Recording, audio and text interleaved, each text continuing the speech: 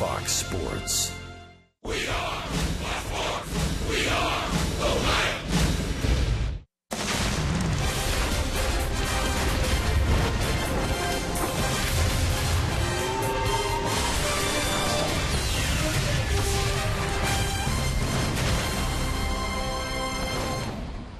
On the outside, it is very much a steamy summer Sunday in South Florida.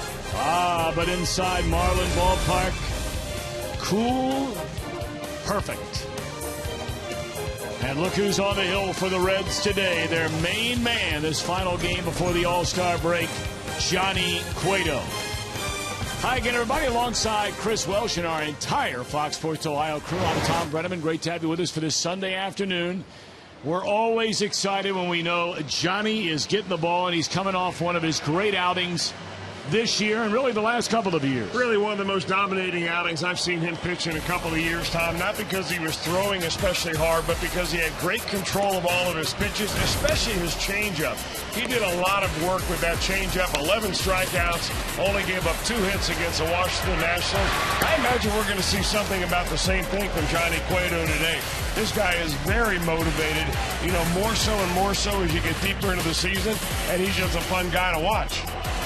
And he breaks out what he nicknamed the rocking chair in D.C. There it is. I mean, how much more fun can you have on the mound than that? Even a little bit of a head fake right there. I get the feeling that Johnny is like bored out there, that he knows he's very good. He knows he can get it going, but he's just going to have a little bit extra fun out there to just see how far he can push that envelope and still be successful and dominate the way he does. Well, it was fun to watch.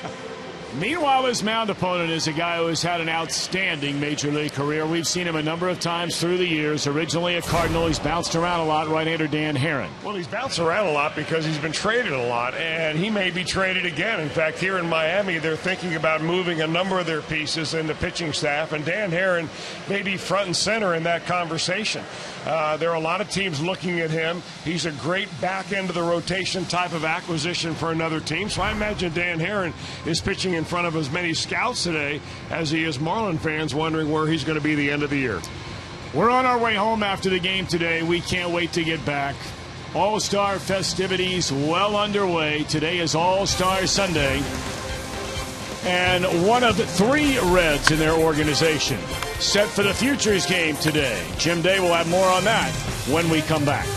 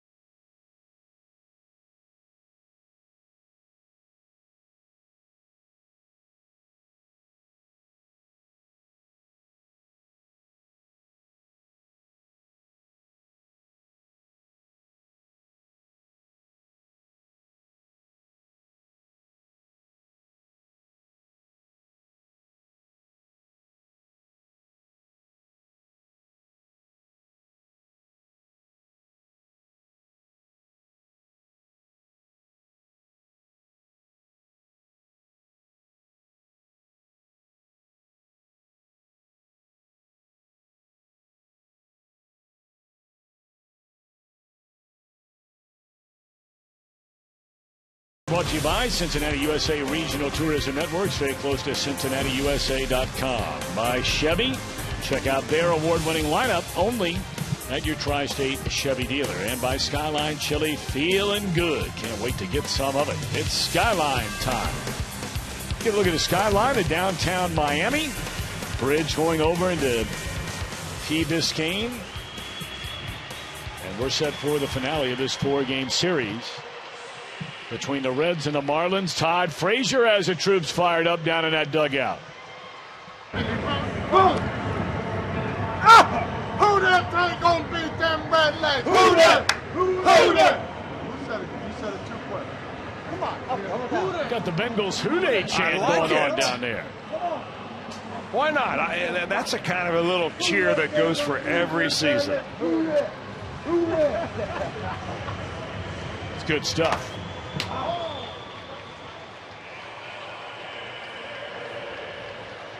One of our game storylines, no D. Gordon today. It's brought to you by Elk and Elk. Of course, the sliding into first base, dislocated his thumb, out for his team, out for the All-Star game. That's a shame from a number of different levels, Tom, for his team, certainly. The good news is for D. Gordon, they don't think there's a broken bone or any damaged ligament, so he should heal quickly. The bad news for D. Gordon is that he will not be in the All-Star game, and he certainly is deserving of being a starter on that team, which he was named before, of course, being out on the DL. And just like Giancarlo Stanton, two of the game's best will not be able to play on Tuesday night. And both of them, Gordon and Stanton, were voted in by the fans as starters for the National League All-Star team. I'm not sure the Marlins are going to have a player in that game now. You know, that's interesting. I hadn't thought about it from that respect, but you're right. I know that Troy Tulowitzki has been named to take Gordon's spot. Yep. And probably DJ LeMahieu will be the starter at second base. And it's starting to look like, now that we know Max Scherzer won't be there, who will replace him? Brandon Phillips leading things off against Dan Aaron. First pitch breaking ball in the outside corner. We are underway. I'm not so sure Brandon was ready for that first pitch. He was in the box, but he was kind of twirling the bat. Aaron will quick pitch you, but he won't fast pitch you, meaning his fastball now is in the mid-80s. I mean, you're looking at it at 85 miles an hour. But he's pitched some really good ball games. He won his first of 8 decisions, or 6 of 8 decisions he did, and then the last three decisions he has lost. And he's pitched just good enough to lose in those last few games. You know, not like he's getting blasted out of the game, but he's gone 6 innings, give up 3 runs, 6 innings, give up 2 runs, and has been tagged with a number of losses because his team has not scored much in the way of run support for him. Now, you just saw Herron, and this is something we saw in Cincinnati, getting very upset with the umpiring early in the game. Not that pitch, but the one before it and the 2 back-to-back he thought were strikes. You know, I'm wondering, Tom, if this is as much an act as anything else. Sometimes you can show a little displeasure to an umpire and buy some strikes later in the game without overdoing it. But you got to be careful of Eric Cooper. He's behind the plate today. He's been known to be an umpire with somewhat of a short fuse. And, you know, some guys take it better than others. We're all human beings wired differently. 3-2 on Brandon Phillips leading off the Reds opening inning. And that one is lined into left field by a diving Christian Yelich. This will be at least 2 for Phillips. And he's going to slam on the brakes after a hard turn. So a good start for Phillips and the Reds.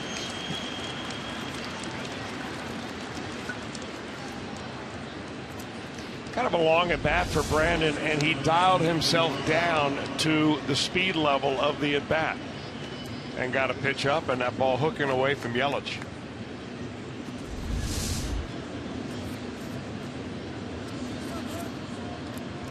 And what I mean by dialing it down is that sometimes you face a really hard thrower, you got to dial it up. It's all about the speed of the game as the hitter sees it, not necessarily what you see on the radar gun. Now Joey Votto at 279, 15 home runs and 42 runs batted in. And Votto takes off the inside corner, ball 1. Red started this trip winning both games that were played in the nation's capital. Lost the opener here, came back to win game 2 before a loss last night, getting kicked around by these Marlins. 1-1 on Votto. Joey on the trip. 7 of 19, 2 doubles, 3 walks, a home run, 3 batted in.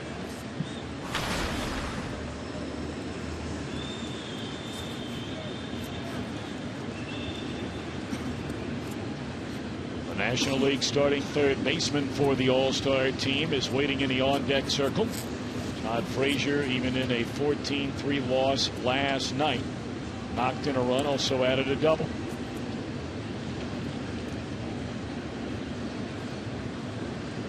Phillips takes off for third and rolled over foul to the first base side. He would have easily been successful into third base with that jump. The Reds lineup brought to you by Meyer. Frazier to follow Votto, then Bruce, Bird, and Pena in the middle.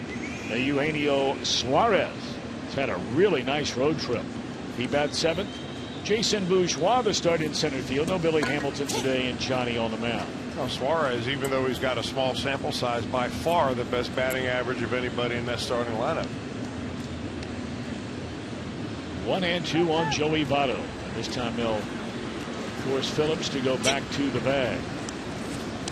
You know, when you go back to the bag, you normally go back head first at second base. And you oftentimes see good middle infielders, veterans, drop their knee down in front of the bag to keep your hands from getting in there, knowing that they're not going to get spiked.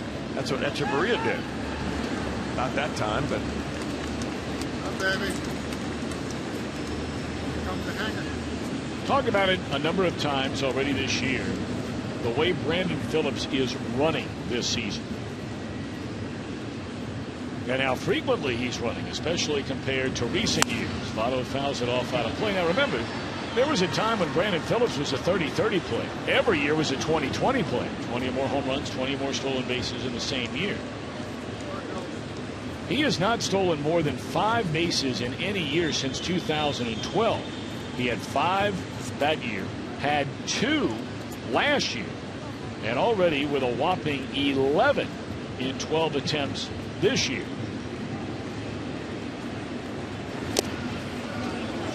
Votto hit with that pitch. Well, Dan Jennings is going to come out and argue the fact that Votto leaned into it. And he wants the umpires to get together and see if somebody saw it any differently.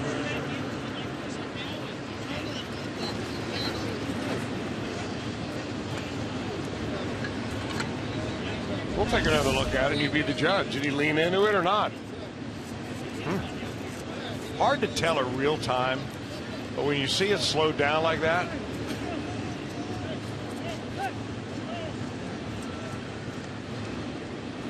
and real time, especially where the umpire is, I think it's a more difficult call for the home plate umpire than it is one of the base umpires. But I don't think I've ever seen a case where it's been overruled. What could have happened right there, if he thought he leaned into it, you send him back to the batter's box and you get a ball called on you because it was not in the strike zone. First 2 on here in the Reds' first inning against Herron, and strike 1 to Todd Frazier. 281 batter, 25 home runs, 56 runs batted in. Frazier, of course, will participate in the home run derby at Great American Ballpark tomorrow night.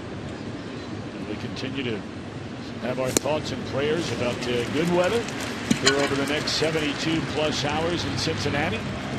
Frazier is the overall number 2 seed, and he will be locked up in the opening round tomorrow night with 2-time home run derby champion Prince Fielder. Lefty and righty going after it. 1 ball and 2 strikes on Frazier. One thing about that home run derby at Great American Ballpark, there will be a ton of home runs hit. Not a whole lot of warning track power among those guys. No. Into left center field, a sinking liner will fall in ahead. Phillips read it beautifully all the way. He'll score. So double hit batter, single by Frazier to give the Reds a 1-0 lead. Well, the Marlins put it on the Reds yesterday, had 9 hits in a row in the 7th inning. So a little payback here in the first. Into the bat. Herron trying to expand the zone a little bit.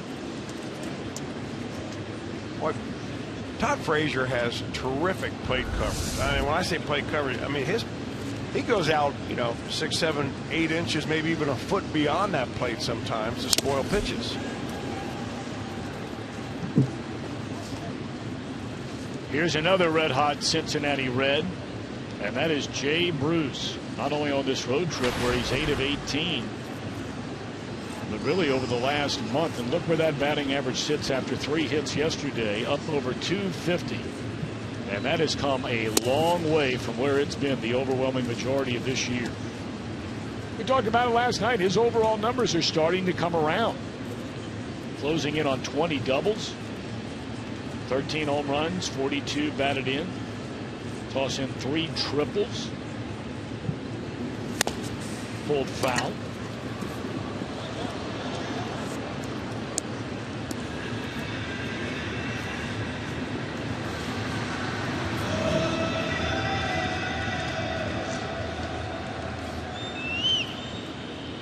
He has 34 extra base hits. With his next extra base hit, he would move into the top 10 in the National League in that category. That's strike 3 call, and he knew it. 1 away.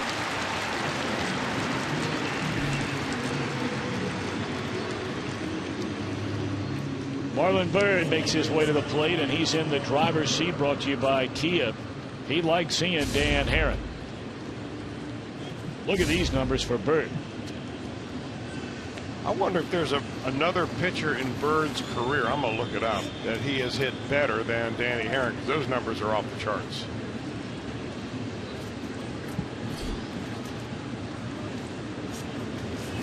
Byrd went hitless yesterday to snap a season-high 13-game hitting streak, during which he was a .340 batter. The longest such streak by a Red this year, at 7 2-hit games. And in 18 games since coming off the disabled list with that broken bone in his wrist, Marlon nearly a .320 batter. 2 on, 1 in, 1 out. 0-1 to Marlon Byrd. 0-2.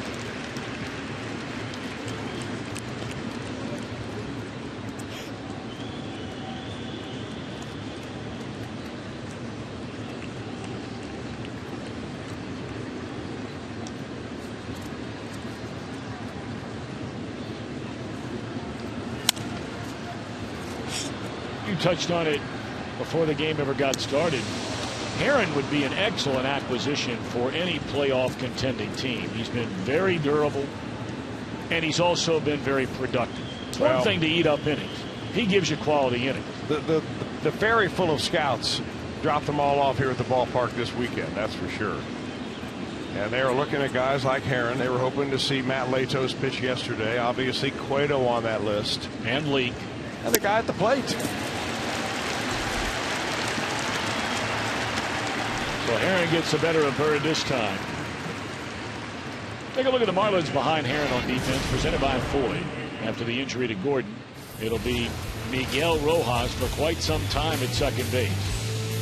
Gillespie, a big game yesterday. Likewise for the catcher, JT Realmuto. Of course, he had 14 runs and 21 hits. A lot of guys had a big day. Ryan Pena. Strike 1.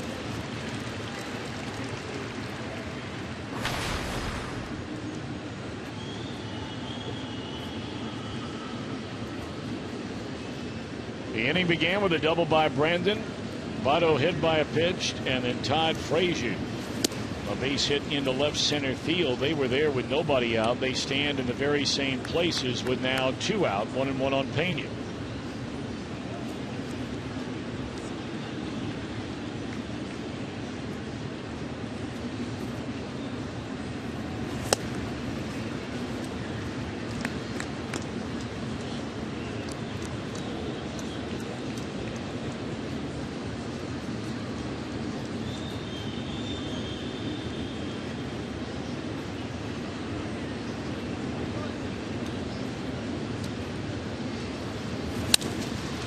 Fly ball straight away center, and this will do it for the Reds in the opening inning, but it's a good start. They get a run on the base hit by Frazier, set up by the double from Phillips, and here comes Johnny Cueto.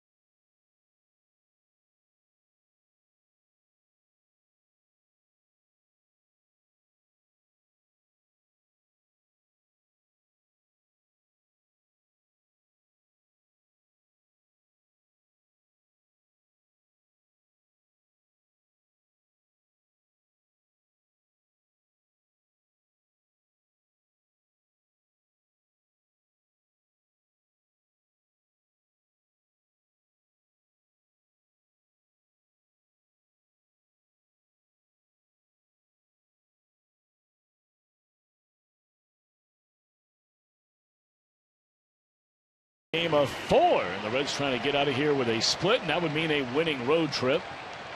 Marlins lineup under Dan Jennings with Gordon out. It'll be Ichiro in right, leading off. Yelich in left. Echevarria the shortstop. Justin Boyd first. Casey McGee at third. Connor Gillespie in center. Real Muto, a big 3-run home run, drove in 4 in the Marlins rout yesterday. Rojas and Herron against the Reds' main man, Johnny Cueto. You know, the only thing on that stat box you see of Johnny Cueto that doesn't make any sense is the win-loss column right here. I mean, the Reds overall are 10-6 in the 16 games in which he started, but everything else is superlative for him. The earned run average, the opponent batting average, the strikeouts, doesn't walk very many people, and when he gets on a roll, he can dominate, and he did his last time out. 9-inning shutout against the Nationals. He only allowed 2 base hits, struck out 11. First Red pitcher to do that in a game. 9 innings, 2 hits or less, 11 or more strikeouts, no runs allowed since the great Jose Rijo. That one pulled foul. And of course, the national game for Johnny was on top of a start that he beat the Minnesota Twins 2-1, where he went 8 innings and gave up 1 run. There's a couple of Dominican dandies right there. Oh, yes. Well, when Jose Rijo had it going, there was about a 5-year run where he was as good as anybody in a game. Didn't win as many as everybody in a game. But the other numbers were just off the charts, and Ichiro gone to begin the Miami first. And that was the first rocking chair early on in this one. You know, it might be worthwhile tracking how many rocking chairs and then what the pitch. And that's a fastball to put away Ichiro. Because he'll give you the rocking chair, but he'll also pull the string on you. That was a really, really cute interview that we had that night. Jim Day on the field with Johnny Cueto, and working as the interpreter was Tomas Veras, an assistant trainer for the Reds. And look, you've gone to visit Cueto at his home in the Dominican. Can't wait to see the video from that. And you know, he understands English so well. He speaks English so well. But a lot of Latin-born, Spanish-speaking players are not comfortable doing an interview in English. And to be honest with you, a lot of the other Latin players are not all that kind to their brethren in that regard. They give them a hard time about it, and I think it really backs them off. We've seen that with Cueto through the years. And when Jim Day asked Cueto that question about did it have a nickname, the smile on his face, because he knew what the question was, he didn't need an interpreter, and then he immediately had an answer for it. The rocking chair. Oh, doctor.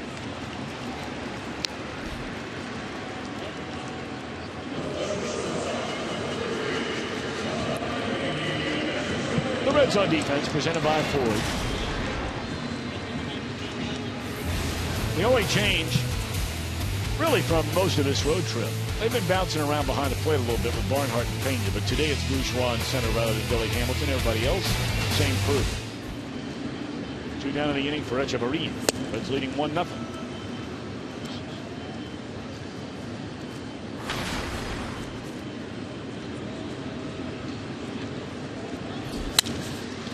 The 1-2-3 opening frame for Johnny Cueto on 10 pitches. Reds lead 1-0.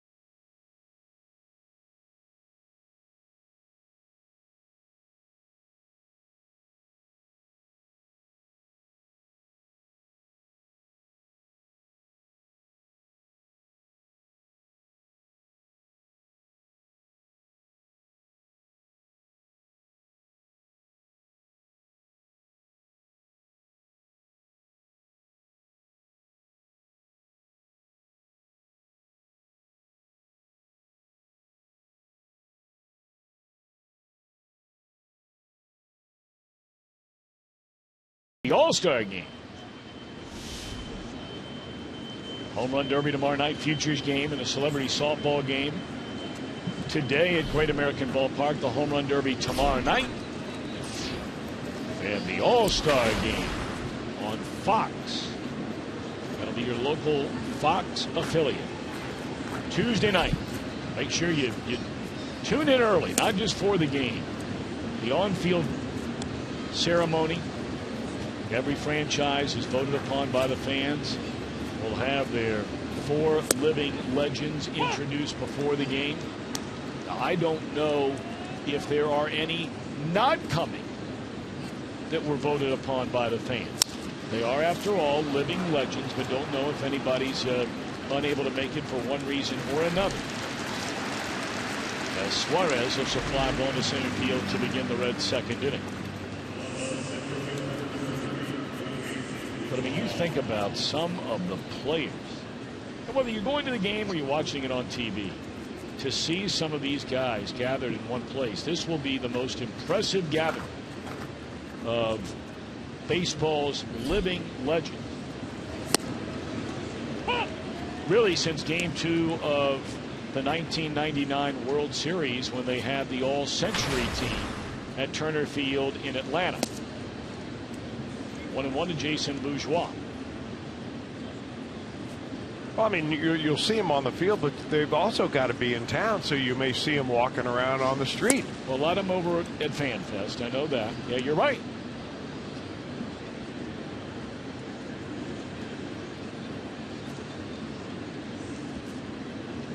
You know, one of those guys who has such fond memories of Cincinnati, even though while he was playing at the University of Cincinnati, he wasn't there all that long, but he talked so nicely and complimentary of Cincinnati as the great Dodger left-hander Sandy Koufax.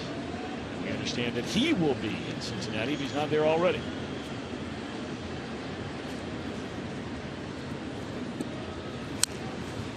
Still 2-2 on Bourgeois. I mean, there are guys that are going to be in town like Greg Maddux, Randy Johnson, Willie Mays, Henry Aaron.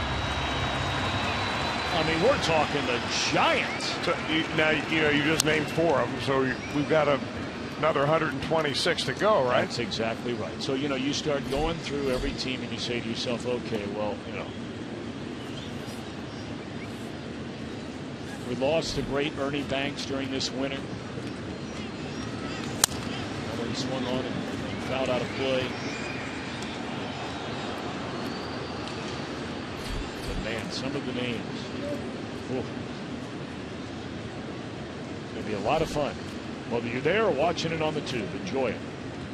2-2 to Bourgeois. And a 1-hopper turns into a 2-hopper. And when it did, McGee was not going to make the play. If he comes in to get it, Bourgeois is out. When he backed up, he was DUN. Done.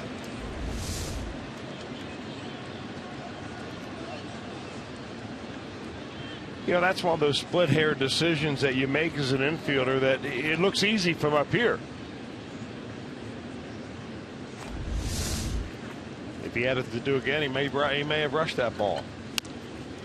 Cueto, like slipping in the mud. First pitch just lays it down perfectly, advancing Bourgeois 2 out.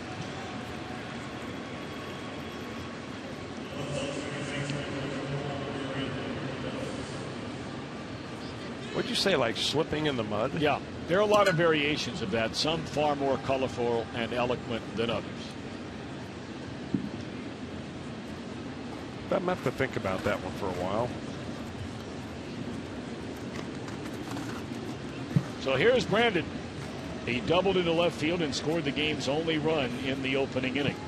Worked it to a full count against Herron. Herron was unhappy immediately with the home plate umpire Eric Cooper about a couple of pitches he thought would have rung up Phillips in that at bat. First pitch breaking ball low.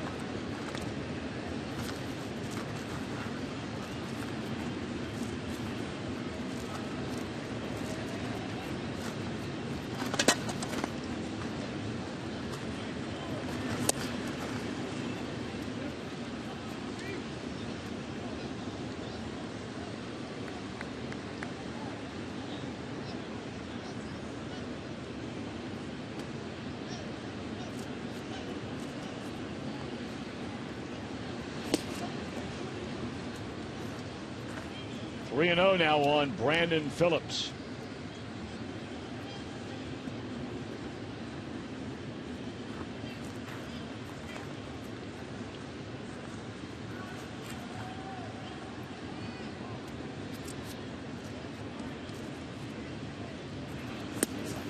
And he'll take the walk, and here comes Votto with a chance to add to this 2-0 or 1-0 advantage.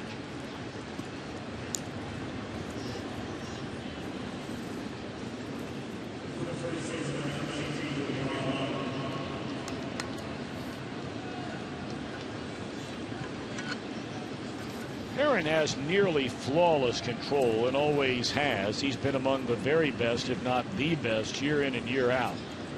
On fewest walks per 9 innings, that's only his 20th walk in 107 innings this year.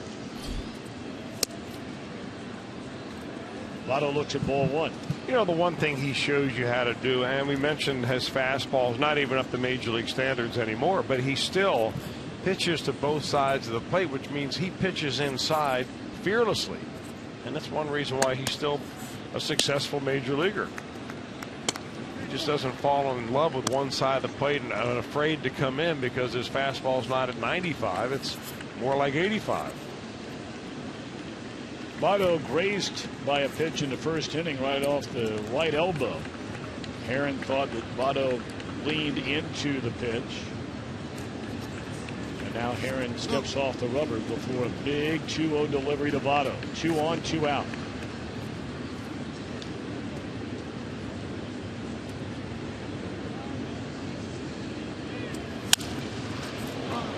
In the air left field, and this will end the inning. The Reds strand 2 and lead 1-0.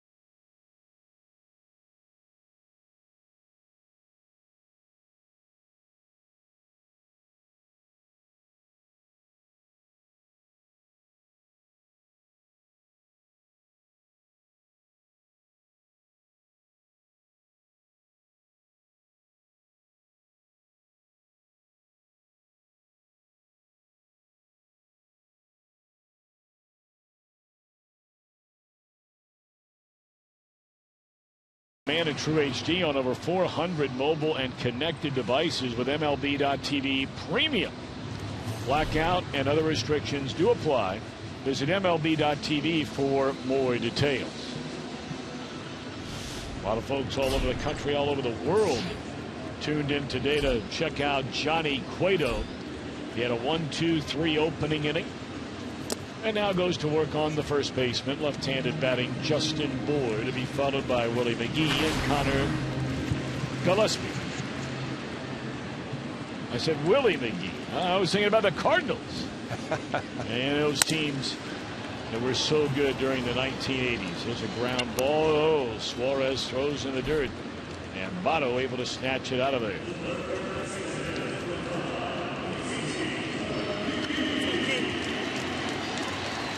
13 pitches to get 4 outs for Cueto. So it's Casey McGee.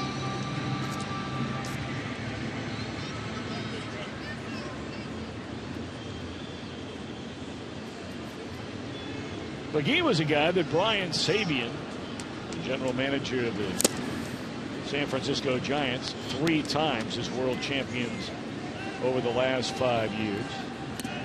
But when they knew they had lost Pablo Sandoval as a free agent to the Boston Red Sox, they went out and brought in McGee. Last year, the National League's Comeback Player of the Year. Hit .287, drove in 76 runs with these Marlins. Got 177 hits, 4th most in the league. So they thought, all right, nothing wrong with this guy. It could not have gone worse. Well, you're right. And they only signed him to a 1-year deal, but it was close to $5 million. So it was a good deal for the club. Good deal, obviously, for Casey McGee. But when it didn't work out there, they weren't too slow about cutting the strings. No. Actually, he was traded last December. McGee was by the Marlins in exchange for a couple of minor league players. And now he's back with the Marlins again, and the Giants are paying his salary. So old buddy Lenny Harris again down there. Sorry to say this is the last day we'll see him this season.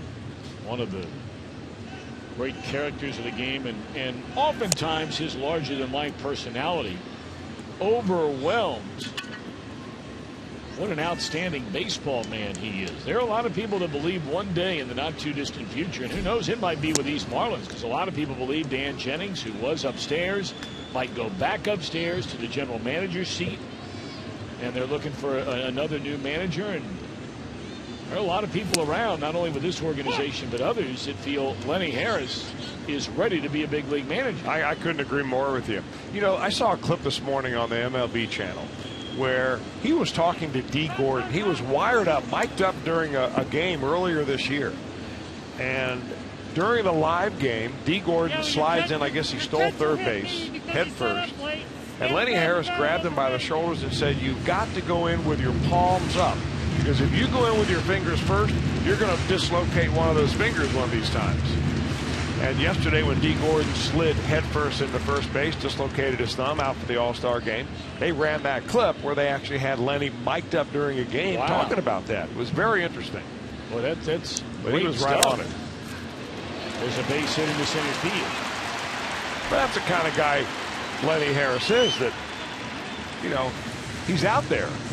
And he's not afraid to, you know, get mic'd up during a game. Say, hey, you know, this is what goes on here, and I'm willing to share it a little bit. Well, and that runs all the way up to the top. I mean, you have the organization that's on board with that, and television partner, radio, whatever the case may be, to be able to do things like that.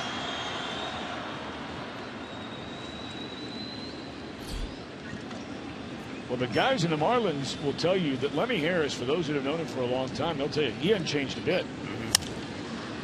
If he doesn't like something, he's in somebody's face. And take a look at that physique on him. He grew up in this rough and tumble Miami neighborhood down the road. Nobody's scrapping with that guy.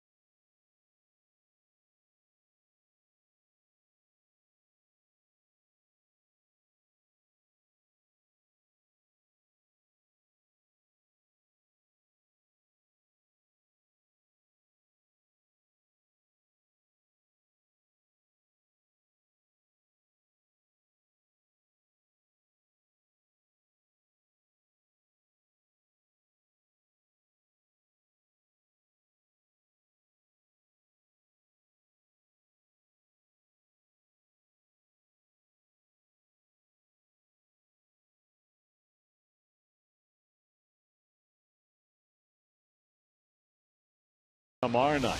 And let's take a look at the brackets. The number 1 overall seed is Albert Pujols. How about that opening round with Chris Bryant? Peterson, D. Machado on the other side of that bracket. And on the right side, wow, Donaldson, Rizzo, and we mentioned earlier Frazier, Fielder. Tell you, this new format, when I first heard it, is Frazier first pitch swinging, pops it up into behind the second base bag, and that'll be handled 1 pitch, 1 out. You know, I wasn't sure until I've had a chance to visit with a lot of the folks from Major League Baseball, and it sounds really cool.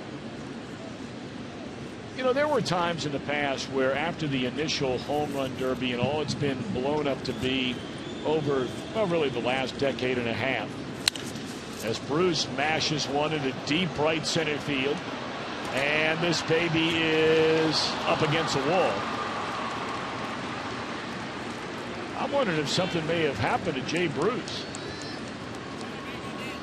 because he had pretty much shut it down about midway through first and second base, and I wonder if he tweaked something in there. I don't know, maybe he thought that Connor Gillespie or Cole Gillespie was going to come up with the same type of catch he did yesterday.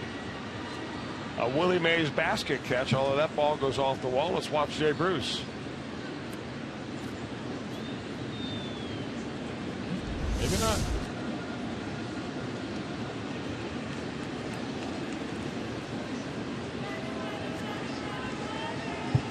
So Bruce at second base with 1 away, and there's Marlon Boo. Jerks out foul. Boy, was he way out in front of that thing. Anyway, just to finish the thought, the home run derby, the idea is to keep this thing moving now. To the guys taking pitches, because there's a clock now of 5 minutes. There's a lot of pressure on the guy out there on the mound, Chris. You know all about that. I mean, whoever these guys bring in to be their pitcher, they've got to be throwing strikes, and I mean strikes right now. And you know, you can earn more time depending on the distance of your home runs. Bruce taking off for third and swung and fouled out of play, but it's not set up in such a way where basically the long and short of it is, if you hit one 420 feet or longer, you get an additional minute. If you hit another one over 475 feet, you get another 30 seconds. So the maximum any player can get is an additional minute 30. Do you know how they're measuring the ball? Is it an estimate, or is it all FX? All StatCast. So it's a is that like an algorithm that they figure out the exit speed and the spin of the ball and the trajectory and so on? That's all that. They can really tell exactly how far it's going to go from that. That's all that really cool stuff. As Ichiro makes a play in the corner. What an outstanding play made by Ichiro Suzuki in foul ground. Well, he went out of our sight. We weren't sure really from our perspective whether he caught this ball or not. So I'm looking at it as the first time, and boy, that is a nice catch. Yeah, that StatCast is that, I mean, for those of you that go to MLB.com, and StatCast is incredible. You and I had a peek at that before they officially launched it back in the month of March. I think Bob Bowman is a man who is ahead of all that technology, among many other things in Major League Baseball. Extremely highly regarded executive, not only in baseball but in business circles around the country and around the world. Well, that type of technology has been out there for a while, but to be able to apply it to baseball and make it fan friendly enough to see it and understand it immediately, and then really appreciate great plays or mammoth home runs by, you know, comparison them to other. You know, it's not like you give a number, well, you hit that at 480 feet. No, you get to see, kind of like a trailer, how far that ball goes. Yeah, it's really cool. A tracer, I mean. Similar to what Fox did during the U.S. Open, which I thought was pretty cool, when they had little tracers on the golf balls. Your dad could use that. Well, you're tough. He's not even around to defend himself for crying out loud. Well, that's true. I'm going to lay off of him for a while. Although he's dialed in today, you know that. Well, they've closed the beaches in Sarasota so that he's forced to go inside and watch the Reds game. And I think that's a good move by the city fathers down there. ball to the right side. Reds will leave Bruce stranded at third base.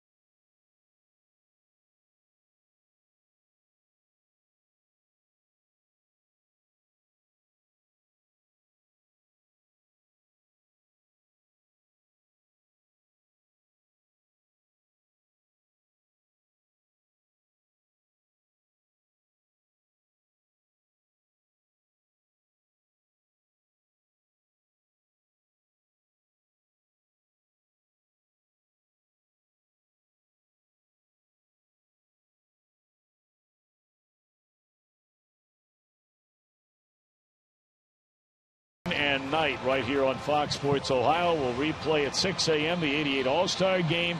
That tremendous spotlight on Pete Rose and Ray Fosse, followed by Joey Votto and Todd Frazier. All-Star live from Fan Fest kicks off at 10 o'clock.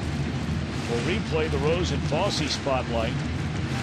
1975 World Series. We'll have the MLB whip around thanks to our friends at Fox Sports 1 at 1 o'clock, and then All-Star live from Fan Fest gets underway at 5. We can't thank everybody enough at Fox Sports Ohio and all the men and women who are working so hard and virtually around the clock, fronted of course by the trio of Jeff Pecoro, Brian Giesenslaw, Jim Day and company, and those behind the scenes that have just done an incredible job, and very busy hours and days coming up over the next 72 hours. You'll be down there tomorrow for fans, Chris. In fact, both of us will be down there tomorrow at Fan Fest. I'll be down there starting around 10:30 a.m. Looking forward to that. Seeing the guys in that double-decker stage that they have built for them and milling around. I'm really anxious to take a look at the Fan Fest. I've never been to an All-Star Fan Fest. I've been to, of course, Reds Fest many times, which it's hard to imagine anything beating Reds Fest. Yeah. But they say that the Fan Fest is just really, really cool. Well, my wife Polly took our son Luke and one of his buddies down there the day it opened on Friday. And I asked our son, you know, how does it compare? He said, Dad, you can't believe how cool it is.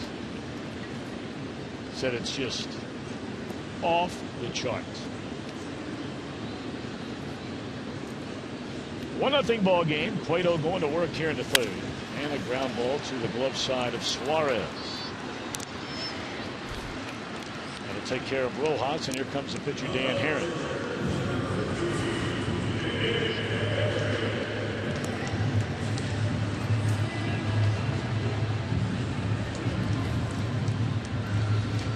Todd Frazier did something pretty funny right there.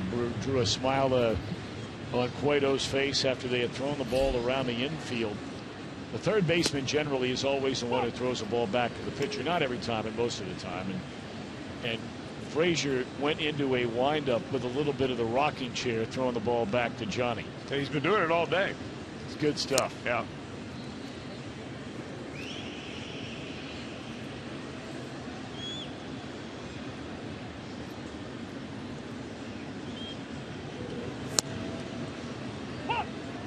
One and two on Dan Herron.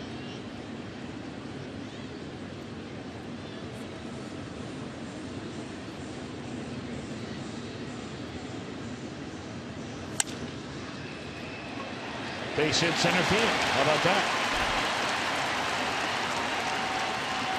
Aaron only his 5th base hit all year, and it comes against one of the game's very best on a 1-2 pitch.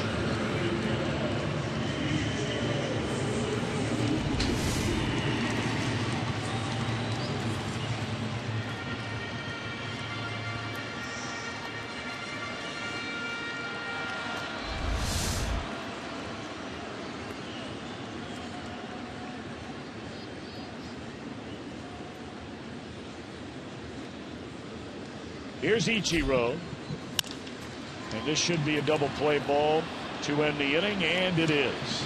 A hit, nobody left. We played 3. Cueto blanket him 1-0.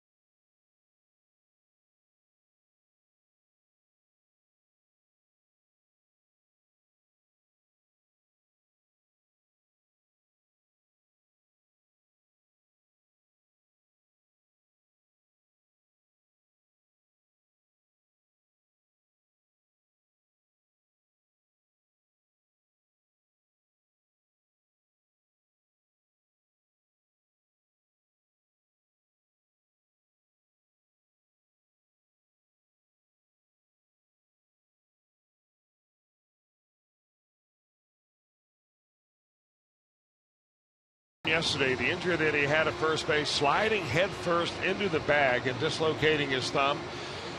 Well, we also talked about earlier in the year when Lenny Harris had been mic'd up and talked to D. Gordon about sliding head first. Let's take a listen.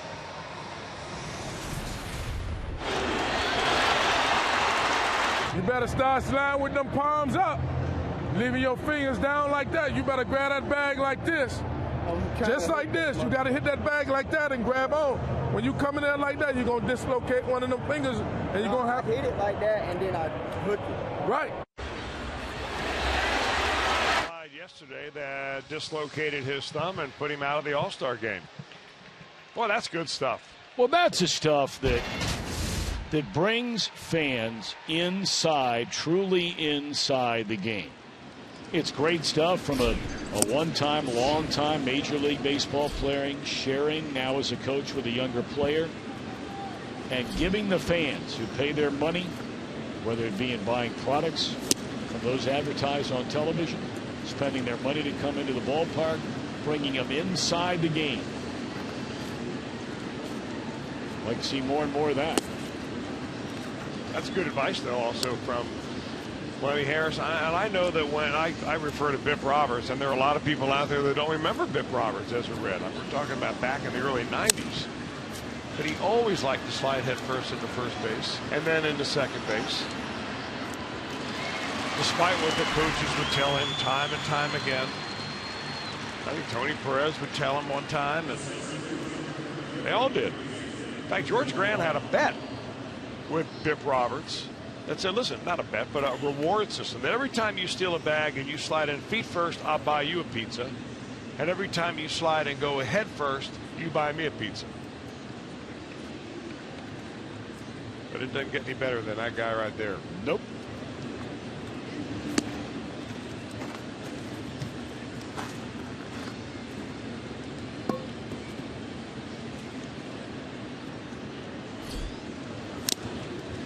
Well, when Bimp was healthy, he was a nice player. He sure was. Real nice player. Jason Bourgeois, the batter, and we run into Bimp. We head out to Northern California, doing a lot of television work out there, swinging a foul ball off to the first base side out of play. Always had that great smile and friendly way about him.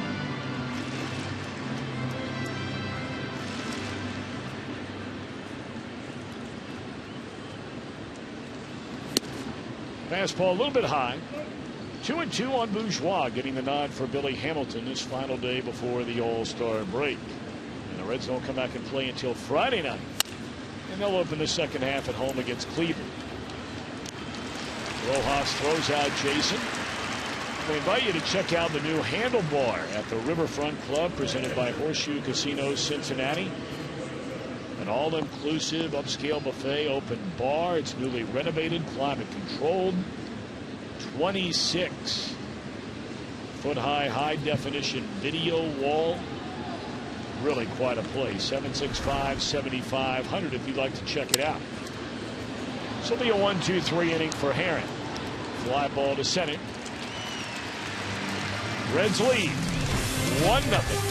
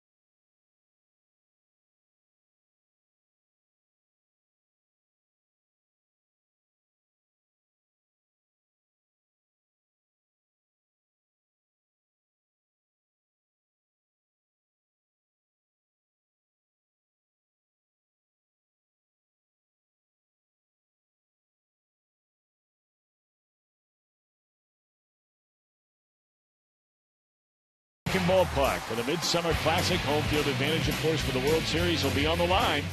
Coverage of a 2015 Major League Baseball All-Star Game. Tuesday night, July the 14th, 7 o'clock. And make sure to tune in then on Fox.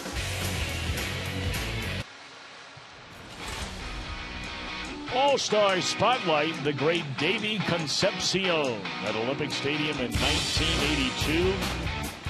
Blasted a 2-run home run in the second inning, gave the National League a lead they would not relinquish. And he was named the most valuable player. Tommy Hume and Mario Soto, other Reds representatives in 1982. You know, those were the days when the Reds, they only allowed their players for so long to wear black spikes. And the only time during the year, and you just saw that video, Concepcion wearing the white spikes. Remember, that was something that people used to talk about all the time, seeing the Reds players come out there against something a little bit different than what they were allowed to do during the regular season. And that was a big deal back then. Sure.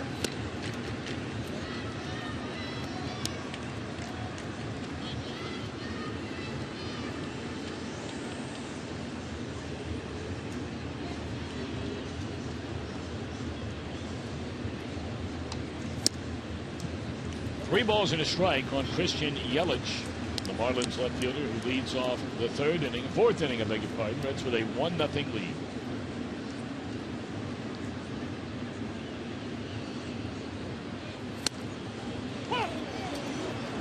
Crowd didn't like the call, thought that was a high strike, and that's exactly what it was. Well, that 1982 All-Star game, they had 59,000 at the Big O. That was in, of course, the Olympic Stadium in Montreal. Your old stomping ground. Boy, some of the names on the team back then. Ooh. Well, Buddy Bell was in that All-Star game. So was Pete Rose, of course. Base hit left field by Yelich to start the 4th inning. 3rd hit for the Marlins against Johnny Cueto. It's a pretty nice swing right there. Yelich is a nice-looking young player. He really is. They like him in center field. He's playing left field. He's also just a good hitter. That's the same type of pitch that Johnny Cueto struck him out on the first time up. A little backdoor slider. And, you know, it's nice to see a young player learn a little bit from the previous at bat and be ready for it if you get that same pitch.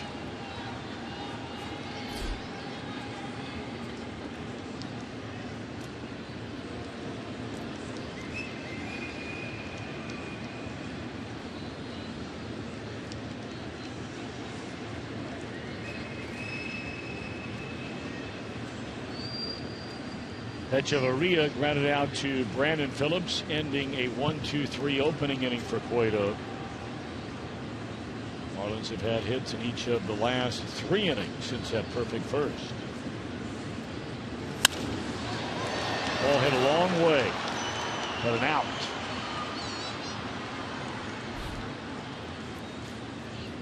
And there comes Justin Bour.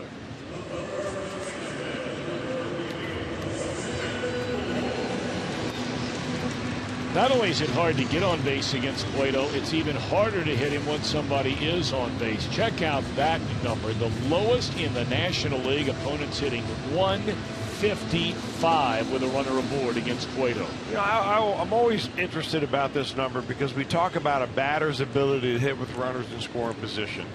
We don't talk as much about a pitcher's batting average against with runners in scoring position or on base. And I'm a believer that there are some pitchers that are just able to turn it up a notch. Cueto's one of those guys. I mean, there aren't that many pitchers around that when they really need to, they add 3 or 4 miles an hour to their fastball. Cueto's one of the rare that can do that. But there are hitters also that are able to slow the game down a little bit. I think you can't just write it off as luck.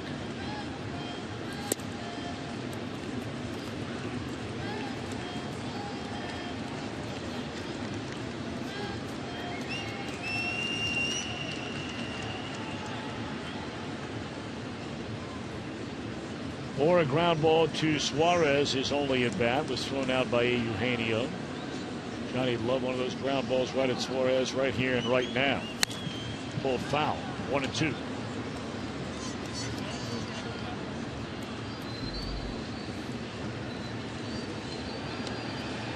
This will be a very odd return home for all of these Reds players, even those that are on the All-Star team, Chapman and Frazier, although their belongings were not actually removed from their lockers,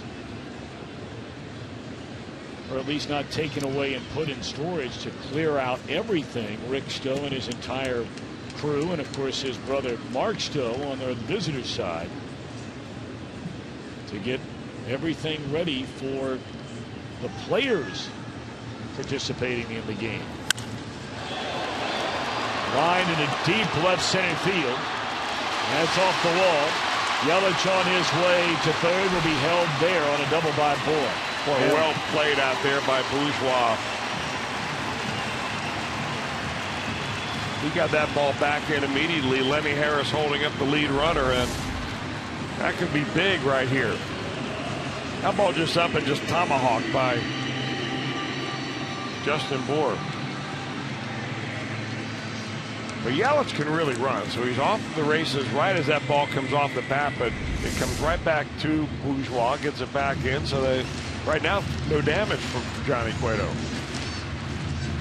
All right, second and third, and here comes McGee. He flied out to Bourgeois his first time up. Reds conceding the run. Unless the ball perhaps back to the mound or even right at Todd Frazier. We'll see.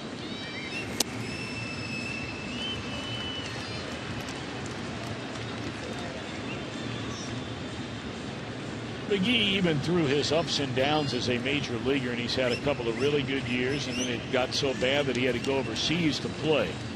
he is certainly a more proven RBI guy at the plate than Cole Gillespie, who stands in the on-deck circle, and Cueto has a base open. That may be the first one of those I've seen all year, a pickoff attempt at third base.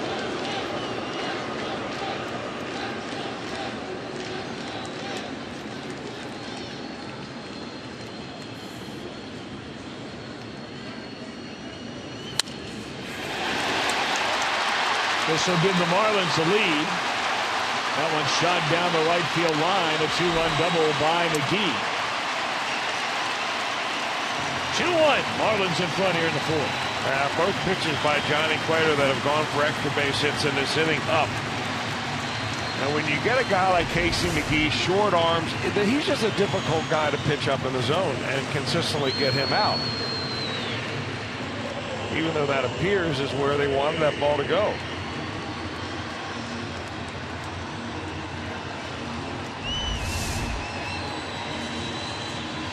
So opposite field hitting on each one of the base hits is in this inning by the Marlins.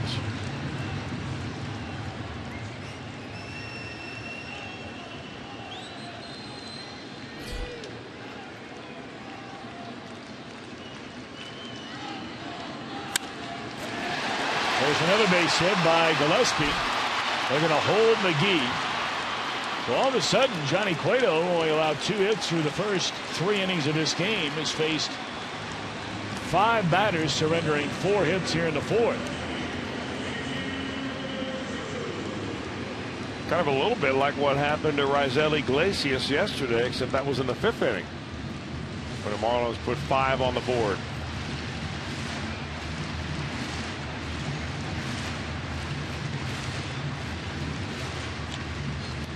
Well, he was cruising right along. It came apart in a hurry.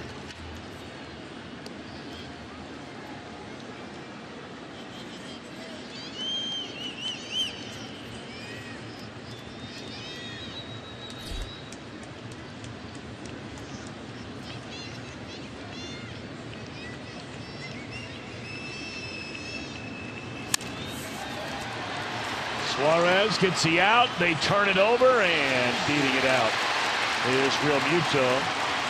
That tacks on another run, a 3rd in the inning. 3-1 Miami.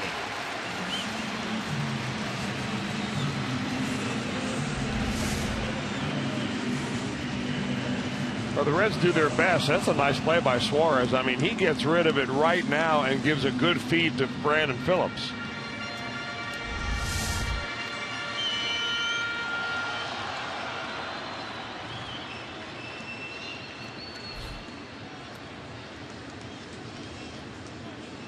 So now Rojas, lined into right center field, caught by Bourgeois, inning over, but damage done. Marlins get 3 on 4 hits and lead by a pair over Johnny Cueto.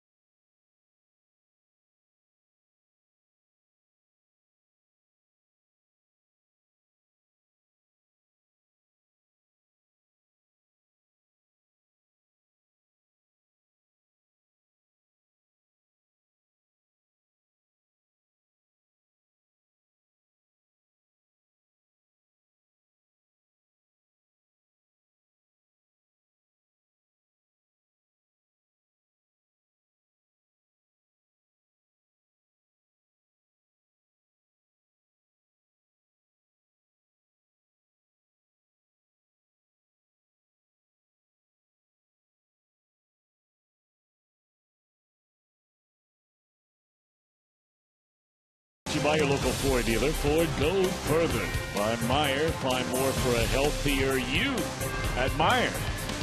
And by Cincinnati Children's, ranking 3rd in the country on the U.S. News and World Report's best children's hospitals in America. We certainly hope all of you over at Cincinnati Children's are having a great day today.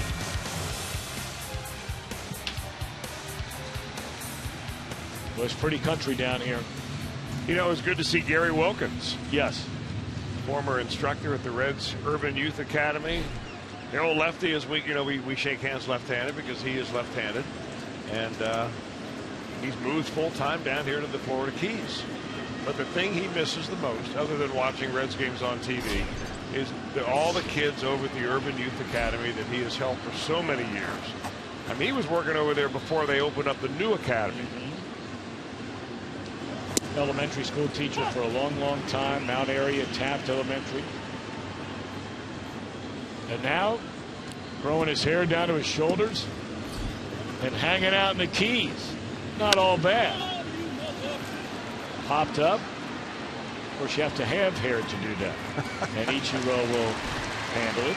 And while we're on some friends, we'd like to send out a happy 76th birthday to Noni Nichols. And that comes from the Londonderry, Richmond, Dale area. Noni Nichols, a happy 76th birthday. And we also want to say just hello. Longtime baseball writer down this way, Clark Spencer. His father, a World War II veteran, 92 years young. Has lived his entire life down in Lexington, Kentucky. Henry Spencer watches Reds baseball every day. Wow. 92. Henry, thank you for tuning in. And thank you for your service to this great country as well, Henry.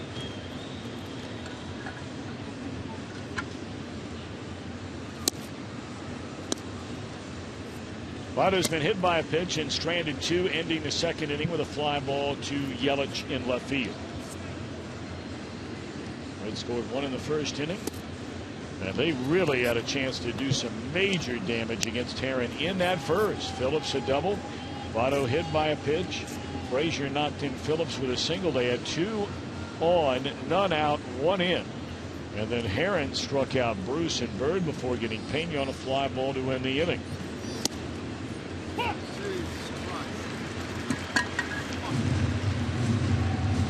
Joey thought he had ball 4.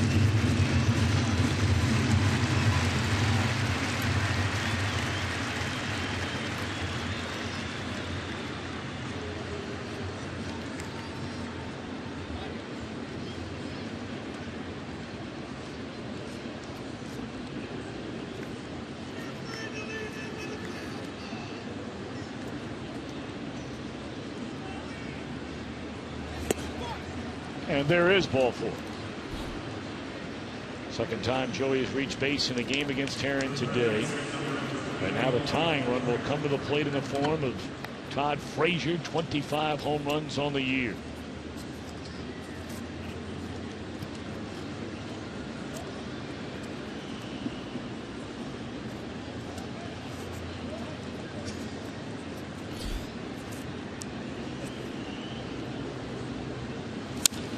That ball scalded down the left field line. It will roll to the warning track before Yelich cuts it off. Votto will stop at third on a double by Todd Frazier. Frazier's 26th two-base hit of the season. Well, got a base hit on the end of the bat his first time up, and that one hit right on the sweet spot.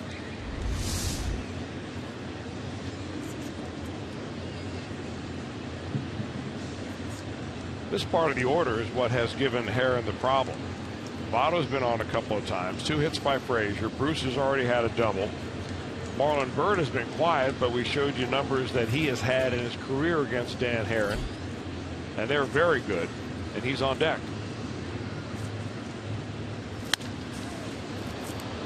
Hit a mile but foul.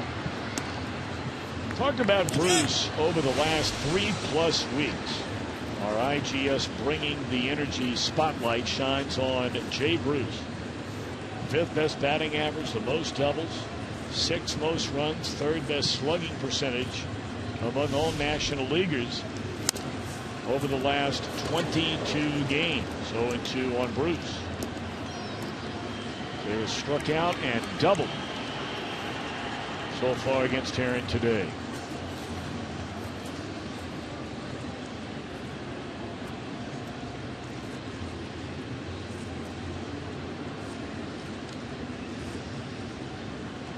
They've continued to work Bruce in over and over and over. Well, you look at the damage. I mean, nowadays it's easy for the team video guy to call up anything he wants. Let me show you all the fastballs called for a strike from a right-handed pitcher on Tuesday when it was raining, and there they are. But the basic idea is that Bruce really has hit the ball hard when you get it away and up. 2 outs in the inning.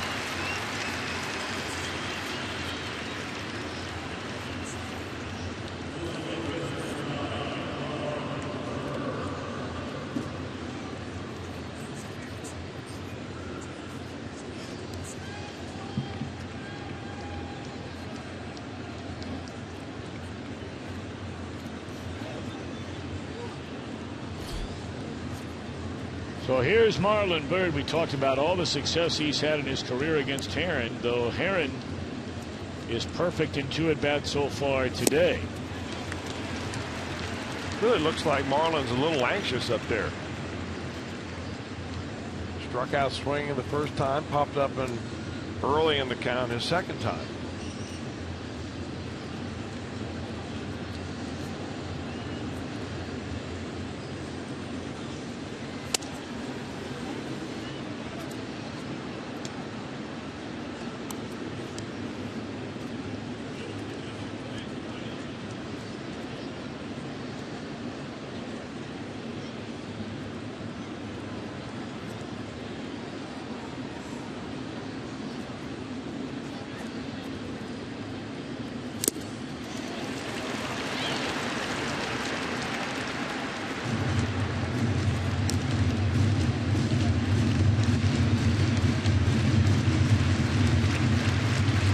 Votto with a 1-out walk, went to 3rd and a double by Frazier.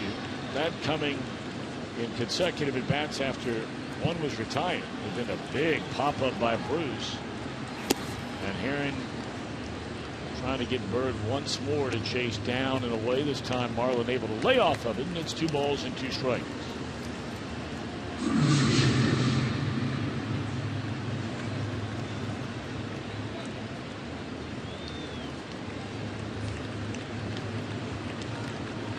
Bird looking for a 2-out hit.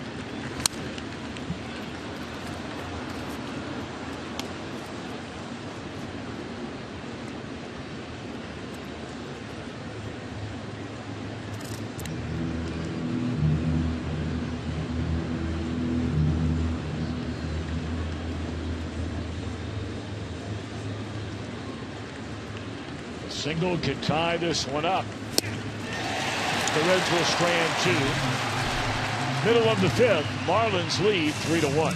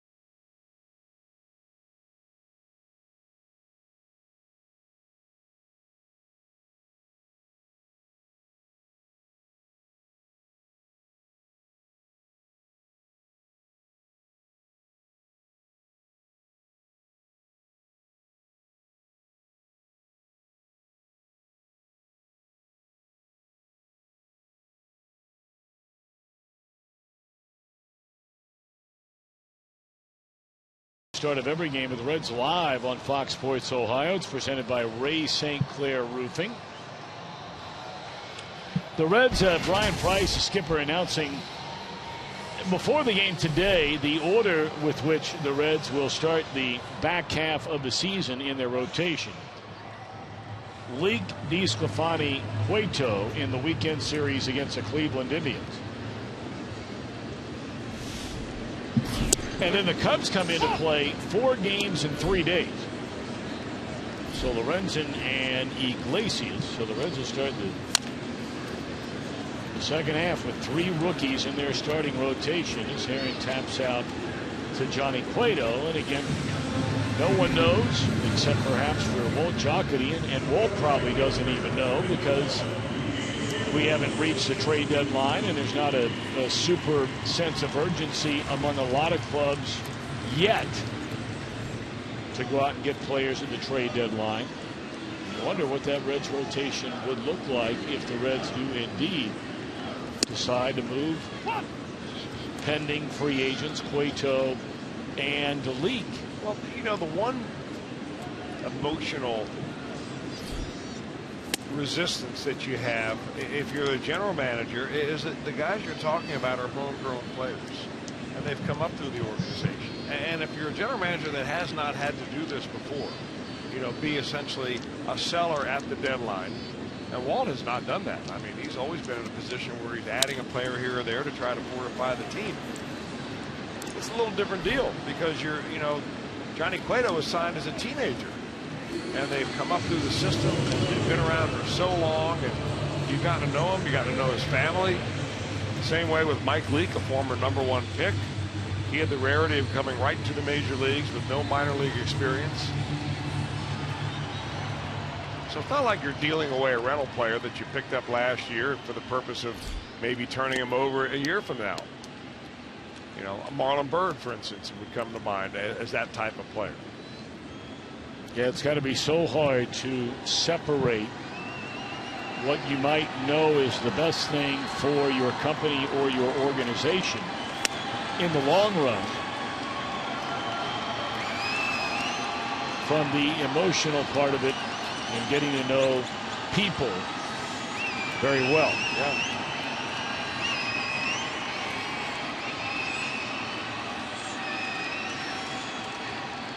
Two 2-0 on Yelich, who started the 3-run rally with a single in the left field in the 4th inning.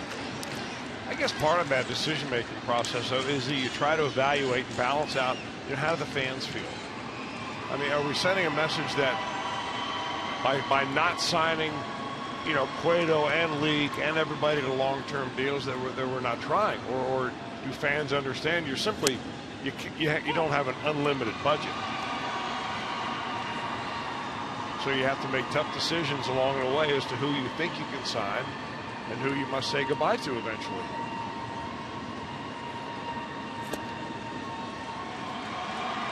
Well, we were talking off air, Tom, and we have seen over the last few years some of the most interesting pitchers and fun pitchers to watch pitch, and Cueto is one of them, and the other we were talking about, of course, is Bronson Arroyo and Aroldis Chapman.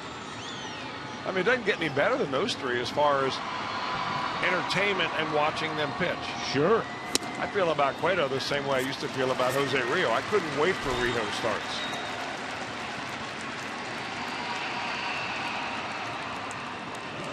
Of course, Bronson Arroyo is his fault for Yelich, who's just recently moved from the Arizona Diamondbacks. He left the Reds, signed a free agent deal. Arroyo had never missed a start in his professional career, had never been on the disabled list, and goes to Arizona, has to undergo Tommy John surgery about this time a year ago. Runner takes off, throw by Pena is too high. That ball nearly going into center field, and Phillips trying to deke Yelich into believing it did. For Yelich, his 8th steal in 9 attempts. But Arroyo was just recently traded to the Braves in a big deal, and read a column earlier today that they're fully expecting Arroyo to be ready to roll in less than 3 weeks back with a major league club in Atlanta.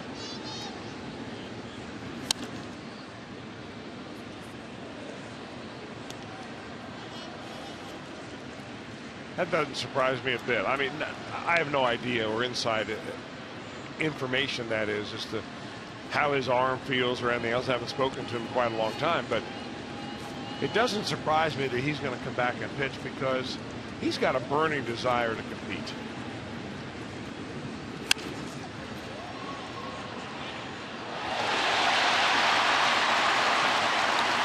Inning will continue on the error by Frazier. The error by Frazier was his play that was made a little more difficult by the runner running right in front of him. And you're allowed to do this as long as you don't stop, hesitate, try to distract the runner, or otherwise interfere with his ability to run into him, for instance. Field a ground ball, it's all fair.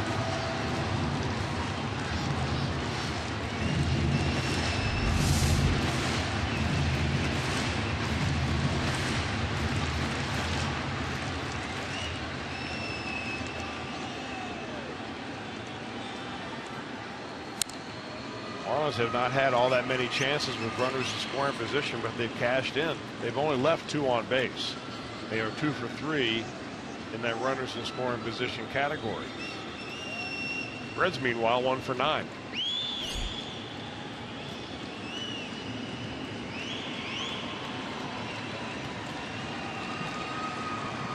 Boy hit the ball very sharply his last time up, a double. And I mean a line drive double off that left center field wall. And he would score on the 2-run double on the man in the on-deck circle, Casey McGee.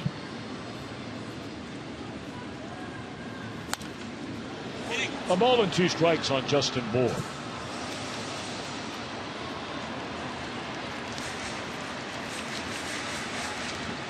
We were speculating last night after the Nationals manager Matt Williams announced that Max Scherzer would be starting their final game before the All-Star break today, meaning there's another base hit.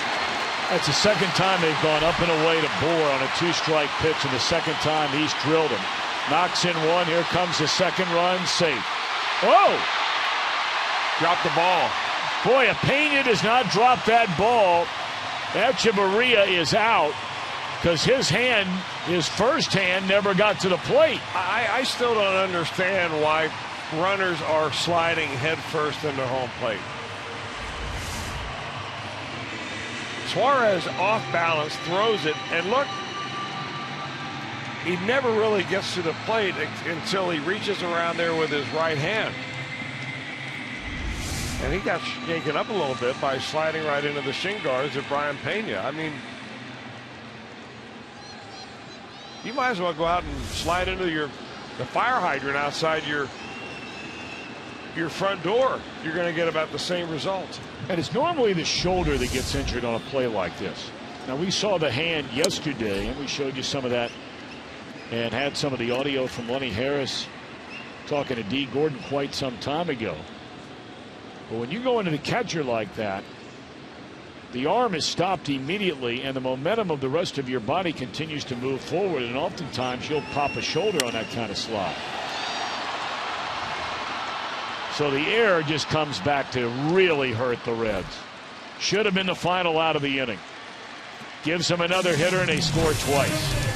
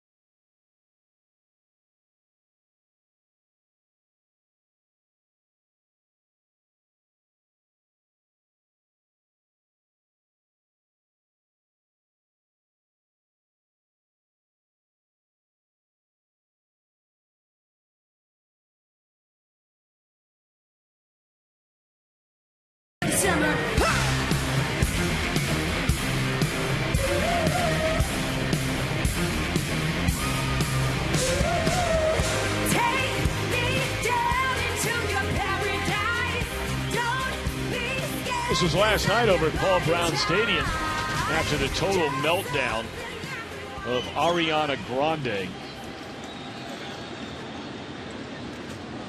It turned out to be Demi Lovato, and heard she put on a fabulous show, and everybody enjoyed it last night.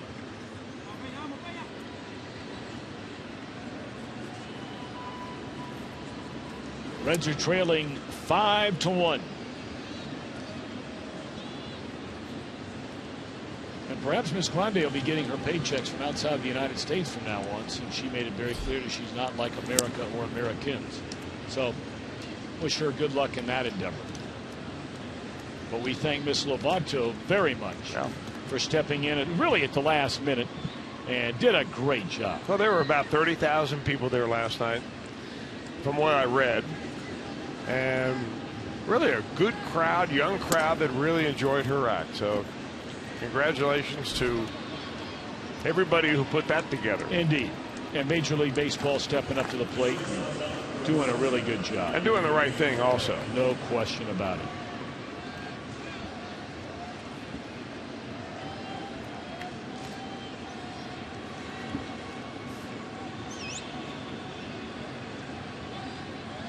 Eugenio Suarez, Reds down 5-1 after the 2 unearned runs against Cueto in the bottom of the 5th. We are in the 6th.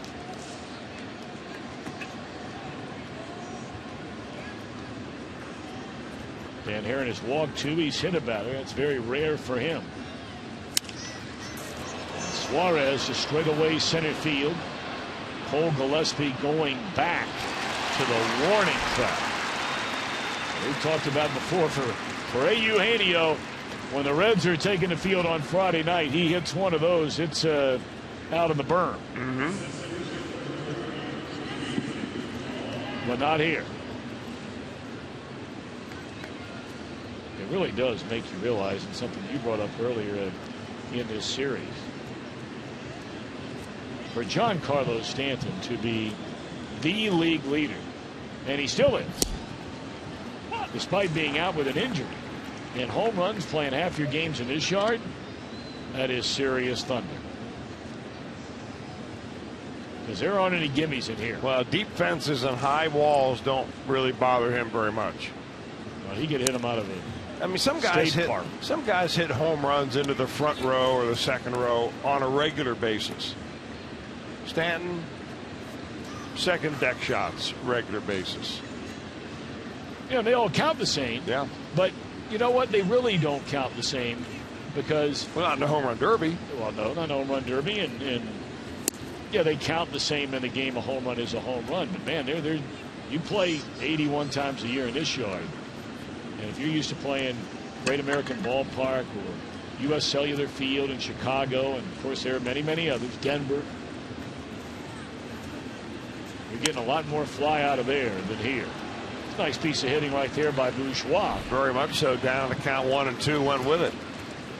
Well, you know, Great American Ballpark, we don't want you to get the idea we think it's a bandbox, because it's not. Most of the time, early in the year, it plays very fair. Plays a lot like almost every other ballpark out there. But there are some times in the summer when it heats up, you get some thermal help, and the ball does pop out of there very quickly.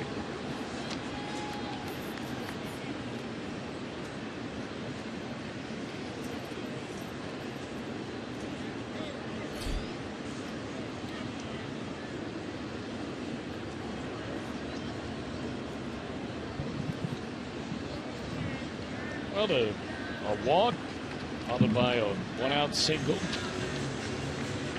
We'll draw a visit to the mound by the Marlins pitching coach Chuck Hernandez.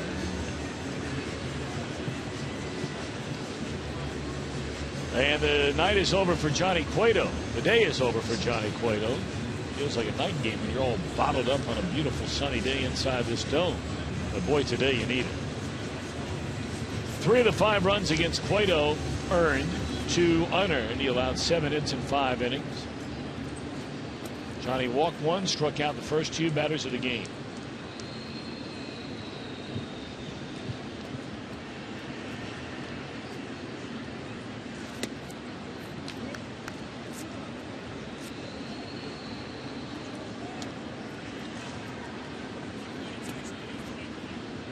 So Schumacher, who leads the major leagues in pinch hits,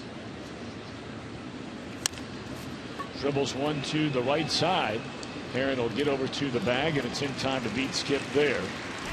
Runners advance in a scoring position. Now the Reds need a base hit to get a little closer in this one, down by 4.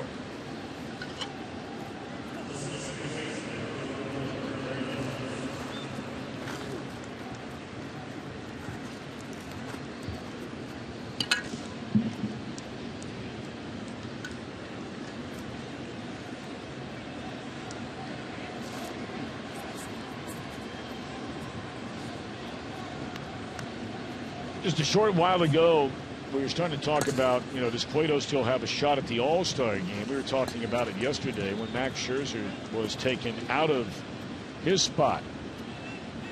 Clayton Kershaw, as you thought would happen, Chris Welsh was officially named to replace Scherzer on the National League All-Star team just a little while ago. Outside of play, strike one to Brandon.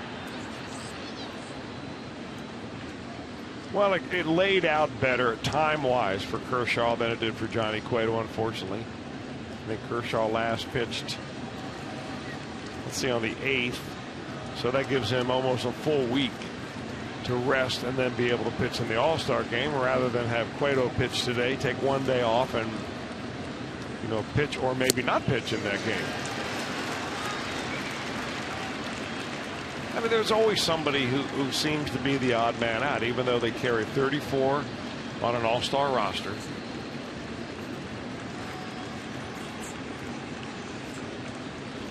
It has been Johnny a couple of times. Wasn't there a little controversy a few years ago about the pick and the Cardinals and La Russa and all the Reds Cardinals controversy back when there was a little bit of a melee behind home plate at Great American Ballpark? And Cueto was right in the middle of all that. Oh, he was.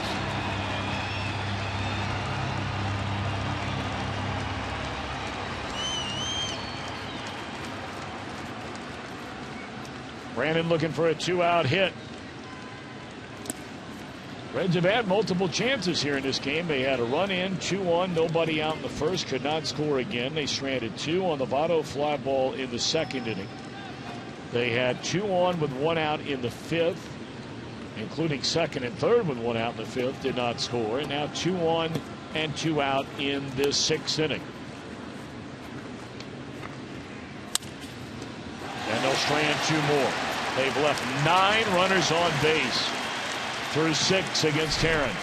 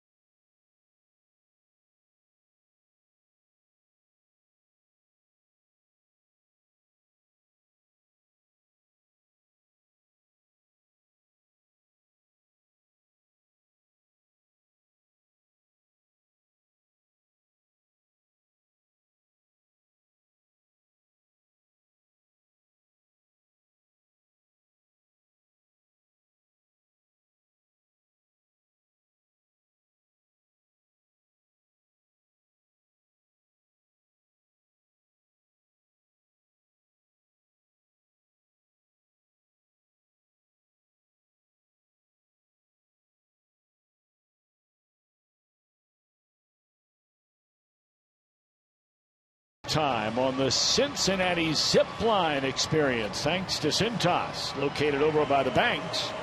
This experience allows you to fly further than a city block right down Freedom Way. Takes place tomorrow and Tuesday. Costs $35 to do it. Spots are limited, so hurry and reserve yours today. Just go to Reds.com/zipline. 5 runs, 7 hits, 3 left for the Miami Marlins. 1 run, 5 hits, an error, and it was a big one by Frazier a short while ago, allowing 2 unearned runs to score and taking a 2-run game to a 4-run spread. Cueto leaves in favor of former Marlin Burke Badenhop.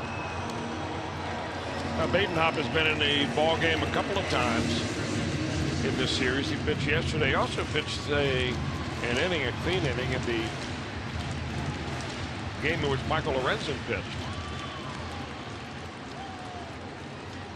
He came in last night and behind Iglesias, and though he was not charged for any runs, Badenhop did allow a 2-out, 2-run single off the bat of McGee.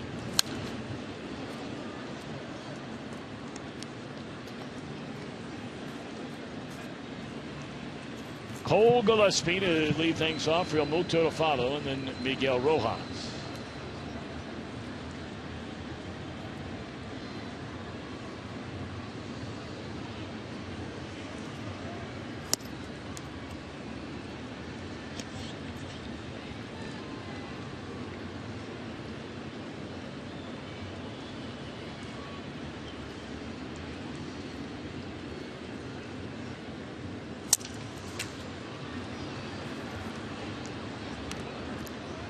One away in the inning.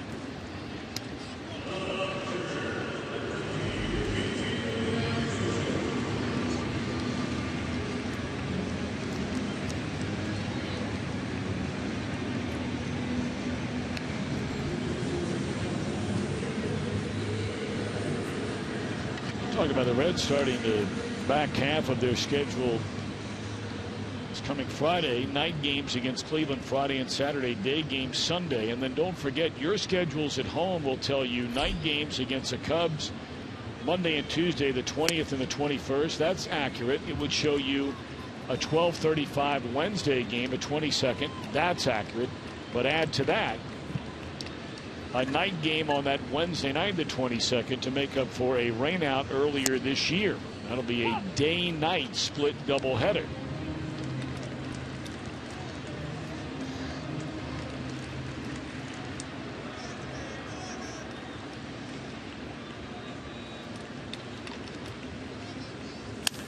Called foul.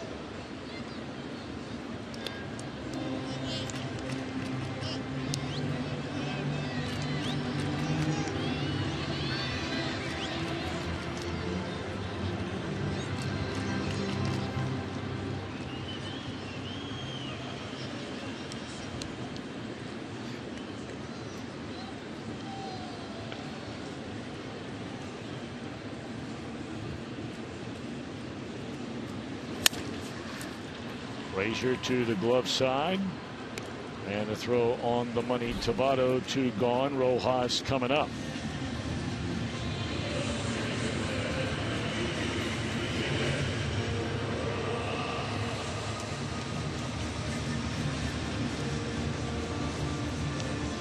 Only a couple of other games already underway in the National League. The Cubs, that's an interleague game. They're trying to avoid being swept by the Southsiders in Chicago. Today's game at Wrigley Field, and the Cubs an early 2-0 lead over the Sox. Well, the White Sox pitching in that series has been just incredible. Sale, Samardzija. Mets a 5-2 6-inning lead in New York over the Arizona Diamondbacks. Let's go back to that White Sox Cubs series. The White Sox, I mean, are they teasing the front office there just enough not to make any deals? I mean, they can turn it on, but they're still 10 games back here at the break. Yep. That's a tough division, brother.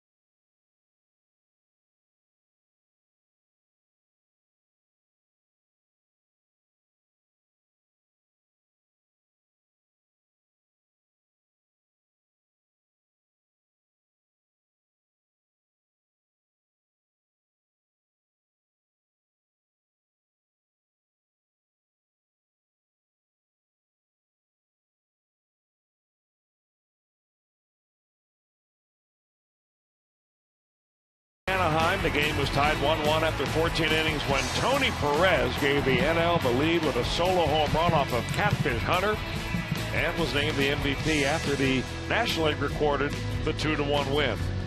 At the time, 15 innings was the longest any NL All-Star game had ever gone, and since has only been tied once in 2008. And Tommy Helms and Pete Rose were the only Reds representatives there in the 1967 All-Star game. That's when the foundation of what turned out to be a mighty good club was starting to arrive on the scene. Johnny Bench followed shortly thereafter. Trades with Houston and the Giants, further building the foundation of what would become the Big Red Machine. Now, Mike Dunn is the new pitcher. Danny Herron went 104 pitches, 6 innings, and 1-run baseball. A very typical Dan Herron start.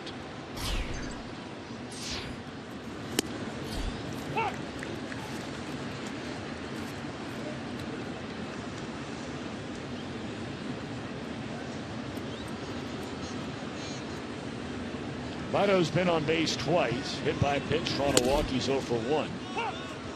The only official at bat, he flying out to left field.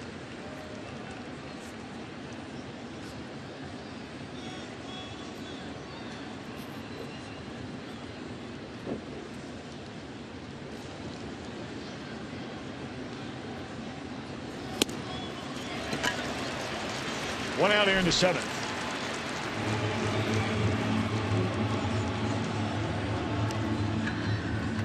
Looks like Joey was velocitized after facing Dan Herron. Fastball around the mid-80s all day. Now you come in a guy throwing mid-90s and gets on you pretty quick.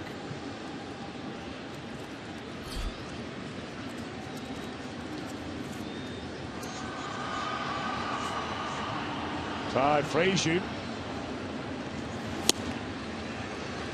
An RBI single in the first inning, popped up to second in the third. He doubled in the fifth.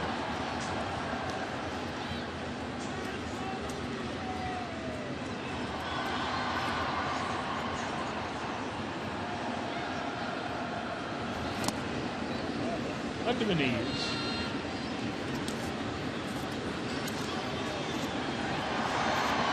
Nearly 24,000 for this Sunday afternoon affair.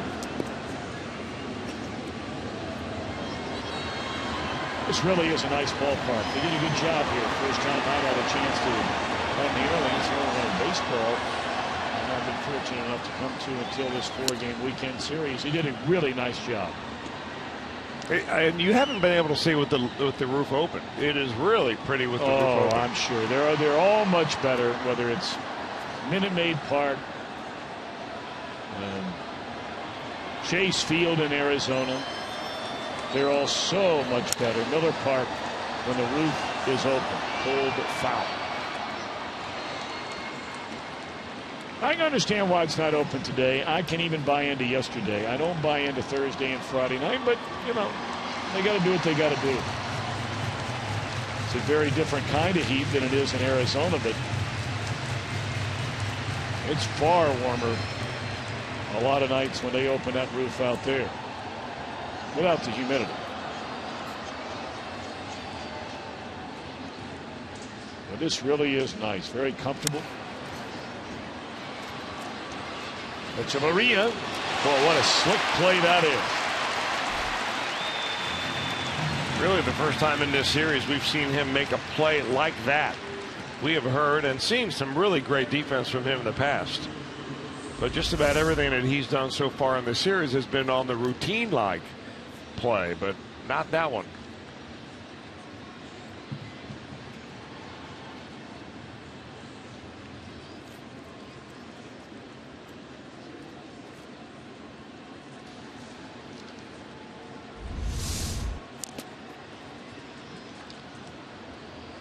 Well, down by 4 runs. Jay Bruce trying to get aboard by hook or by crook, and fouls that one off.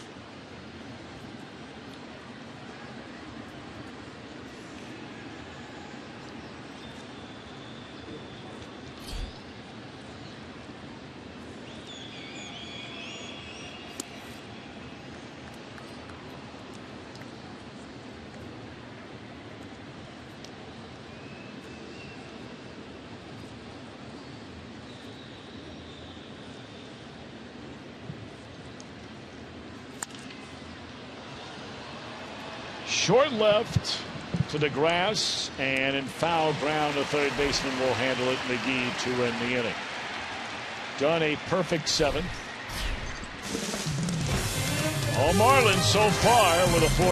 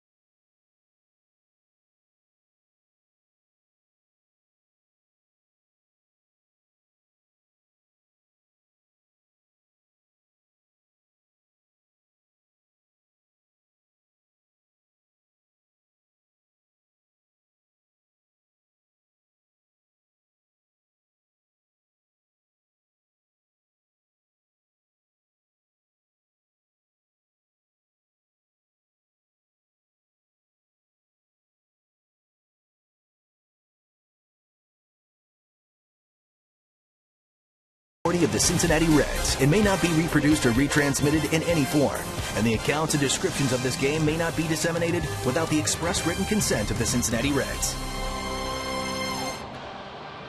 Let's take a look at our Honda game summary. Reds looked like they were going to do some damage in the first inning. They got a single by Todd Frazier, had 2 on, nobody out, would not score again. They've not scored the rest of the game. McGee giving the Marlins the lead, a 2-run double and a 3-run fourth. And then in the 5th inning, a 2-run opposite field 2-base hit by Justin Boyd after an error by Frazier gave the Marlins an additional out in that inning.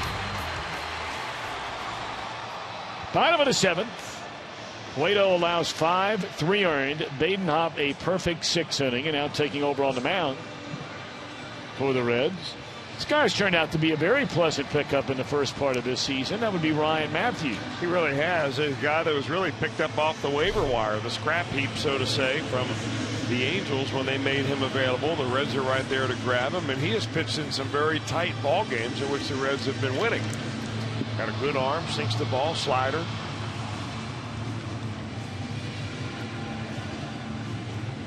And now on for the 24th time. You know, when you're a middle reliever, like Matthews, like Badenhop, and Johnny Cueto gets a start that day, you're usually assuming that it's going to be a day off. I mean, I've been on pitching staffs when I was in the bullpen, and you know, we figured when I was at the Expo this spring, when Steve Rogers pitched, there's a good chance that the only guy who was going to get a chance to pitch in that ball game other than him would be the closer. Sometimes doesn't work out that way, and he's the second reliever that Brian Price has had to go to here this afternoon.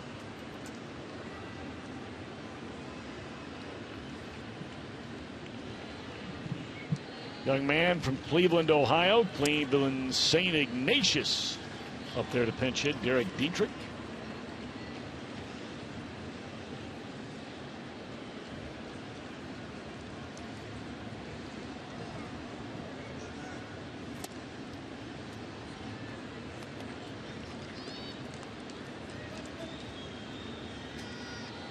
St. Ignatius would be, you know, closely likened to Moeller High School in Cincinnati. There's a drive into left center field. That ball is really hit hard by Dietrich. And he's in with a stand-up double. And somebody say, well, why Moeller? And I bring it up because they're very good in a lot of different sports. Moeller winning yet another state baseball championship this year. Ignatius generally is right in the hunt. Lakewood, St. Edwards would be another that probably, you could group those three and your alma mater, Chris, St. Xavier and Elder High School, probably sure. All 5 of those together is the top, 5 of the top 10 all-around sports schools in the state of Ohio. Fair to say. I mean, it's either been Moeller, St. Ignatius, St. X, pretty much state football champions in Ohio for a long, long time. Moeller dominating the baseball scene, had a short run of dominating the basketball scene. Your alma mater dominates the world in swimming, and this year lacrosse winning a state championship.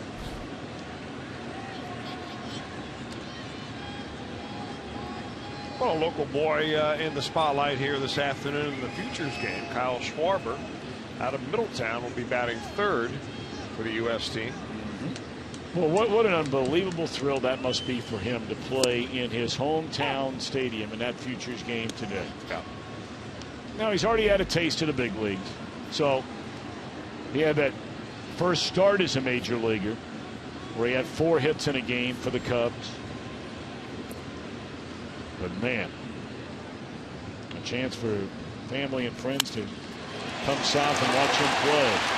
And then shot in the left field, a base hit by Ichiro, and here come the Marlins again. Of course, it was a 7th inning yesterday where they started the inning with 9 consecutive hits in an 8-run, 10-hit inning.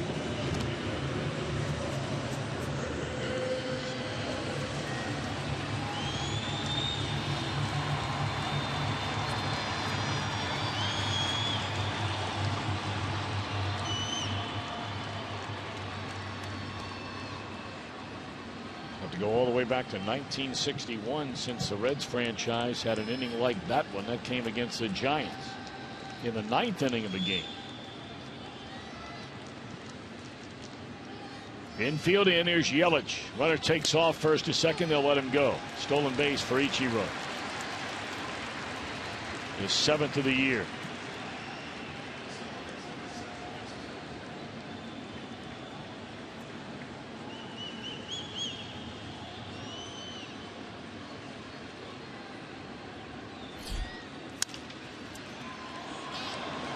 Suarez throws out Yelich. Everybody stays put. A nice play right there. Really kept his wits about him.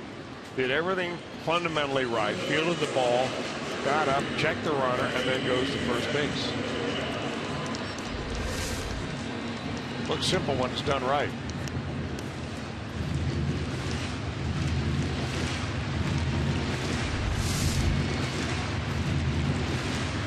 In that Futures game, Reds' Kyle Waldrop is in the number 5 spot in the order.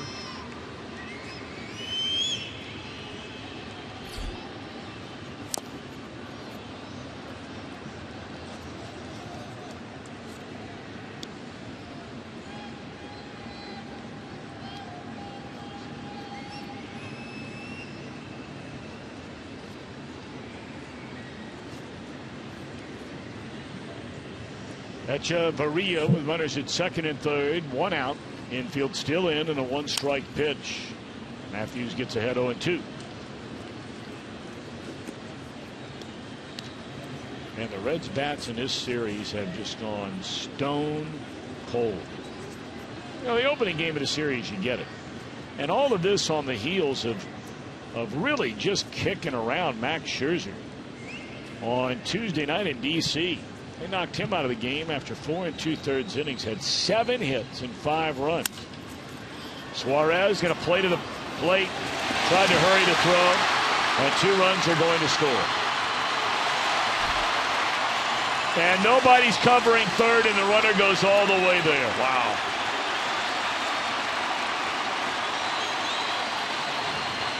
So Suarez compounds his errant throw with a mental error.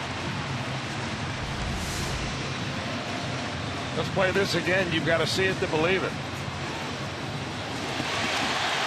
It started with Matthews not covering home plate. So Frazier alertly came from third down to the plate, leaving third base unoccupied. Matthews is standing there with his hands on his knees looking into center field instead of doing his job. Well, he's got to be somewhere. If he doesn't get to home plate to cover, he's got to be looking somewhere to move to third base and be there so the runner doesn't move all the way to third. Infield still in.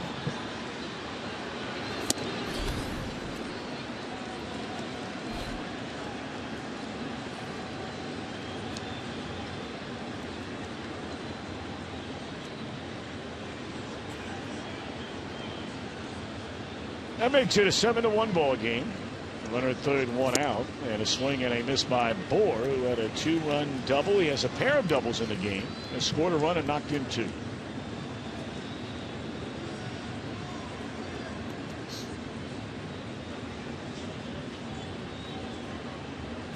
Echeverria does get 1 RBI out of that play.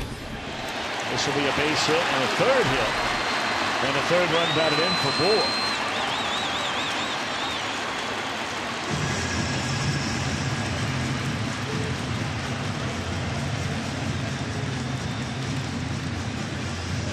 The 7th inning is turning into a big one again for these Marlins. After getting 8 runs and 10 hits in the 7th yesterday, they have 3 runs and still batting in this 7th inning on Sunday.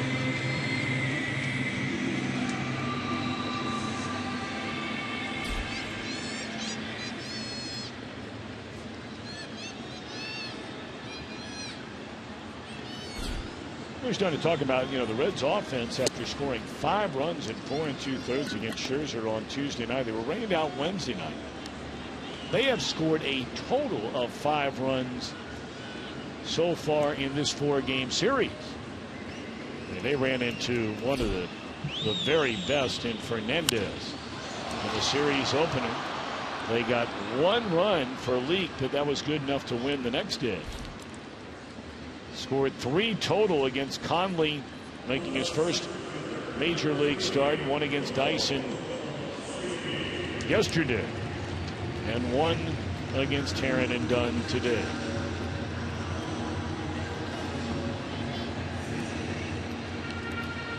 Now Gillespie, 2 hits and 3 at-bats.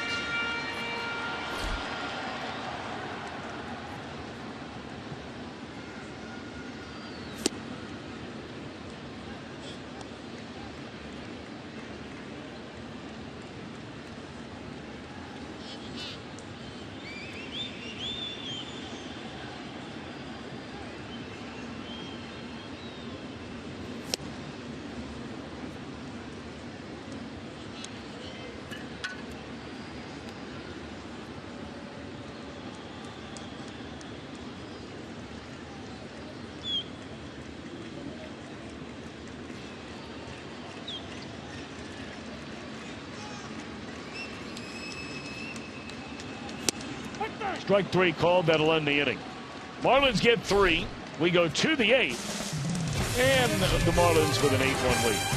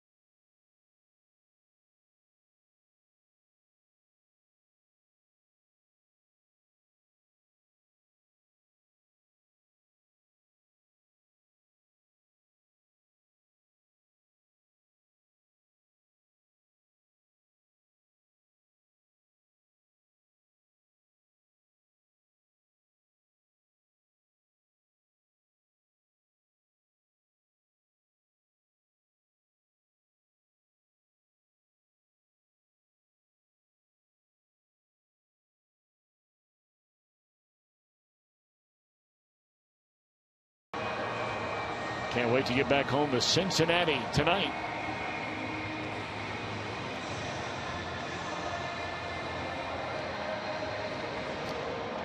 Changes everywhere. Well, at least 3 of them. Solano takes over at second base. Rojas moves over to short. And on the mound, and you were looking at a lot of video of this guy because we brought it up, Carter Capps, and the question is, and this has been talked about before around baseball, is he pitching in a legal way? You're right, and the rule book basically says you've got to be in contact with the rubber when you pitch. Now, there are a lot of pitchers that aren't like that, going back to, I mean, I think Nolan Ryan was one that didn't. You can go to Tim Lincecum and see that he's off the rubber. What they want to make sure, though, is that you don't double push with your pivot foot. Or in his case, it is his right foot. It's on the rubber right now. We'll show you in slow-mo what that delivery looks like and see if he either just drags it or does he put double push. It looks like a hop and a push on that first pitch. Well, it does. And what they had sent him down in the minor leagues early in the year because they thought he was violating the rule book. Now, what they say is okay is if he turns his foot and drags his toe, there's no way you can double push. But here's a slow-mo look, and you be the judge at home. You watch his back foot. Does he drag that back foot or does he double push? That's a straight double push. I agree with you 100%. And that is illegally pitching right there from at least 2 feet or 3 feet closer than the rubber. For Brian Price, he's well aware of it. They've looked at it. They've slowed it down on video. MLB and the umpires have talked about it amongst the crews. And I talked to Dan Jennings about it. I talked to Chuck Hernandez, their pitching coach, about it. You know, I talked to the umpires when we were in Cincinnati. And he came in to pitch the first day. I went down and talked to him that night, and they said, he told me about the discussions they had with MLB, and they said, we think he's now at a spot where he's not violating the rule. But I'm not so sure now that he's doing the same thing now that he did in Cincinnati. I think that's a double push. I mean, so today it's not even debatable. I'm sure there are a lot of times when you look at it, Chris, maybe he is doing it the correct way. Today, anyway, through the first 4 pitches, you'd be hard-pressed not to have very firm evidence the other way. Well, if he's look at the mound again. We had a great tight shot of the pitching dirt on the mound. And there are essentially 2 crease marks. One in front of the pitching plate and one right here. So you have a crease mark here and you have one right here. And you can't tell me that he's not pushing off this one. Now, that time he dragged his toe. That time he did it right. That's why I say, so from pitch to pitch, you can probably see it. So he drags his toe on a breaking ball, and he double pushes on a fastball, because that last pitch was a breaking ball. That's what MLB wants him to do.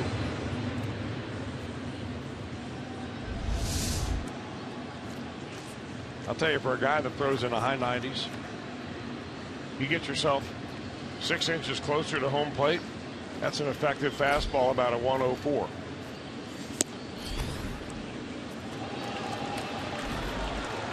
Well, 101 goes to 106. And it's a talented kid now. I mean, we're not just, wasting time and trying to pick on Carter Capps. Obviously, he's been blessed with an incredible arm, but, rules are the rules, and clearly a lot of people are paying attention. I don't know if they're paying closely enough, though. Well, I don't think he's intentionally trying to violate the rules. I don't know how you come up with a delivery like this in the first place, except that he was told that he can throw hard, and coming up, we want you to throw as hard as you can. And this is the way he came up with it. But I imagine that this will be a topic of conversation that'll go on and on until they finally come to more of a public resolution and say this is okay, or as long as you do this and he doesn't, regress to the point of violating the rule again. Maybe in an 8-1 ball game, it's not worth Brian Price getting anybody's dander up. 2-2 on Suarez.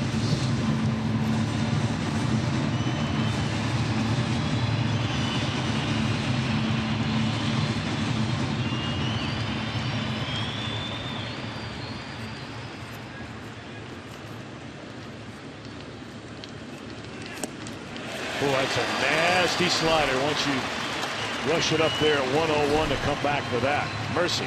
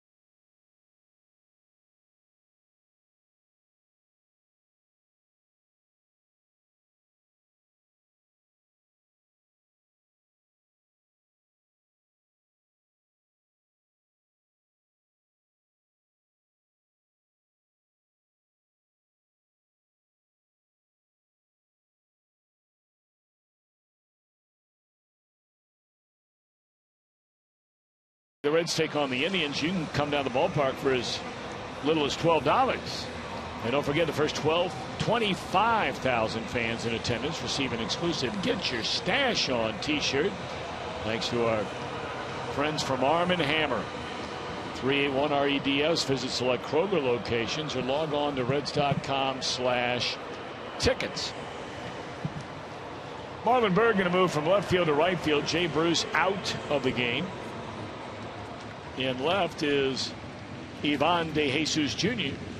And taking over on the mound, just having an outstanding season, is J.J. Hoover.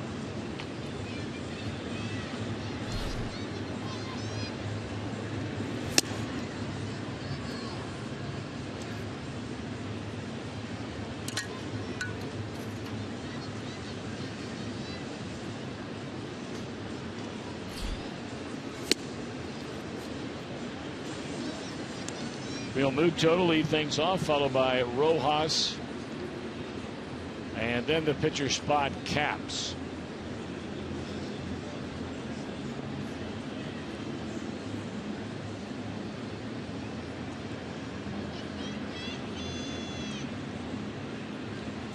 Breaking ball low and away.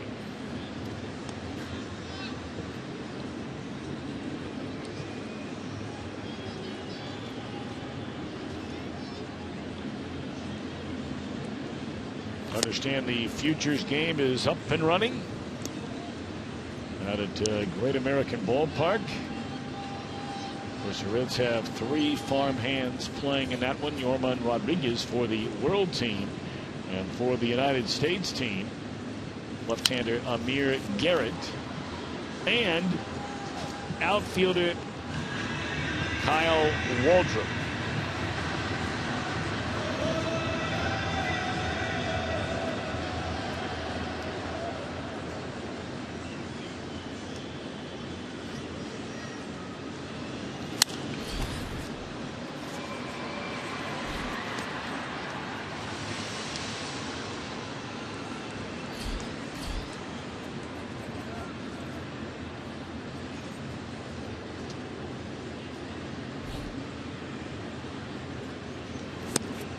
Slider away, and the count runs to 3-2.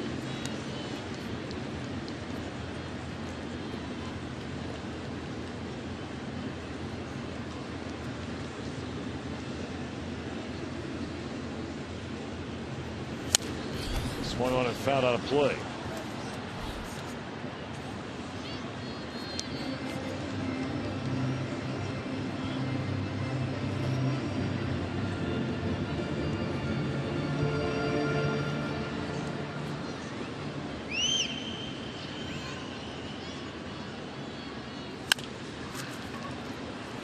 And J.J. outlasting Real Muto, taking care of him on the ninth pitch in the at bat, one away.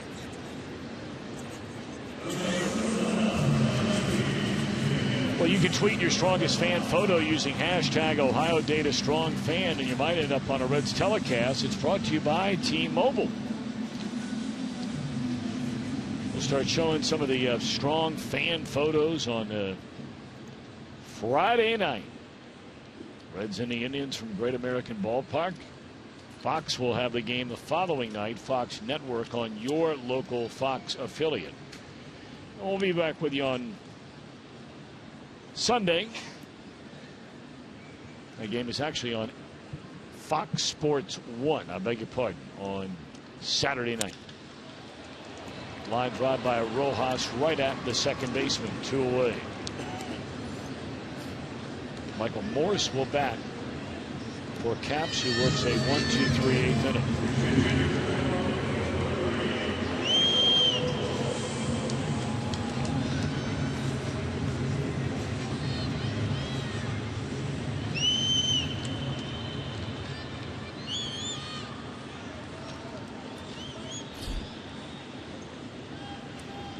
J.J. looking for a perfect eighth.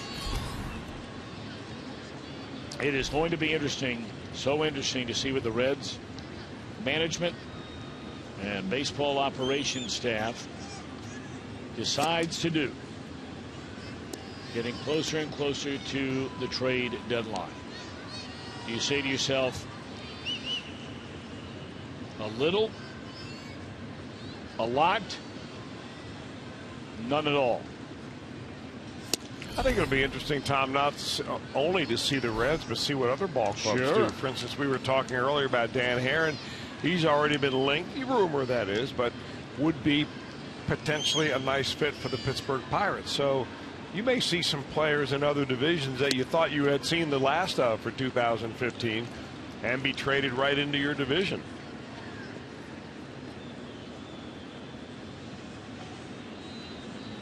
Herron is an ideal guy because I think the Los Angeles Dodgers are still paying the majority of his contract. So whoever receives him wouldn't have much of a financial obligation.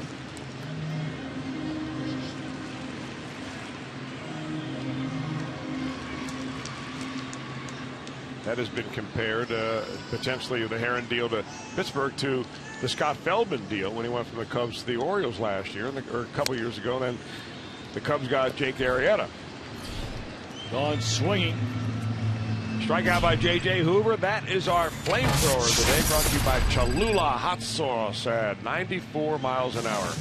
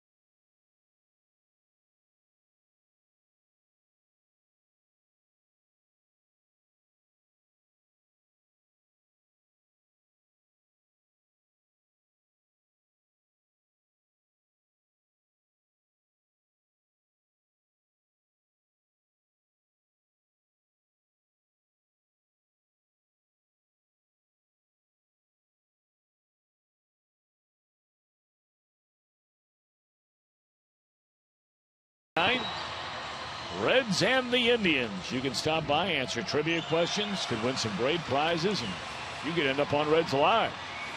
It all gets started at 6 o'clock this Friday at the Holy Grail on the Banks. Well, the Banks and the Holy Grail will be jumping starting tomorrow night.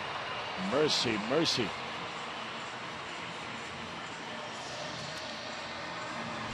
All right, just to get a little work in prior to not playing again for these Marlins until Friday night as well. They're going to bring in their closer, A.J. Ramos. This young man's had a very good first half of the season. He really has, and on top of Carter Capps, right-hander we saw last inning, they've got a nice 1-2 punch here in Miami to try to shorten ball games.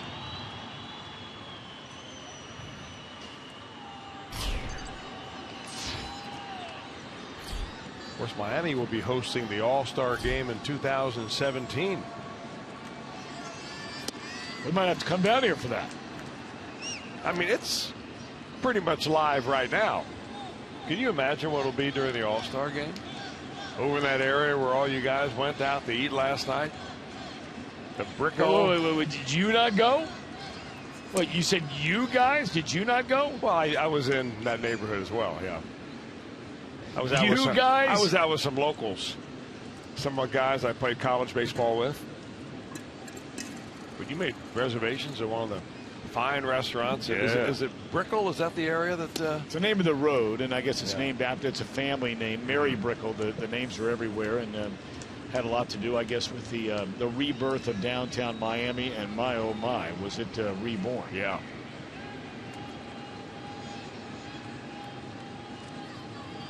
So San Diego next year, Miami in 17, and Washington, D.C. in 2018. I'm going to go the next 3 years. Well, you might want to run that by Polly. She'd love it. I know Luke's all for it. Oh, man. And I know Ella's all for it, so Polly would be right on. I'm saying it's not. But those are good stops too. But Cincinnati and San Diego have a distinct, I think, advantage. And we're not comparing the cities here. We're just talking about the whole All-Star game experience, and that you can walk everywhere. Yeah. And that really makes it nice. Where the Fan Fest is at the Duke Energy Convention Center. Our hotel here in Miami is right next to the Miami Convention Center here, but you have to take a cab or rent a car or whatever it might be to get over here. Uber, whatever it is you do. San Diego, you're walking right down there in the gas lamp. DC, you're going to need to take a car or a cab. They have the train there, though, which is a big advantage.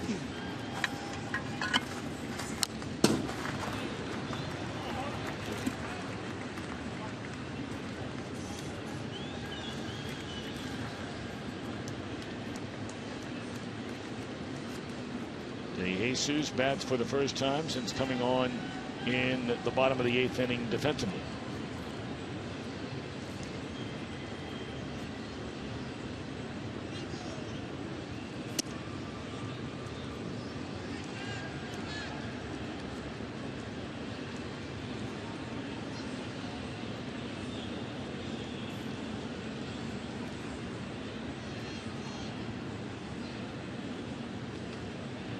One pitch.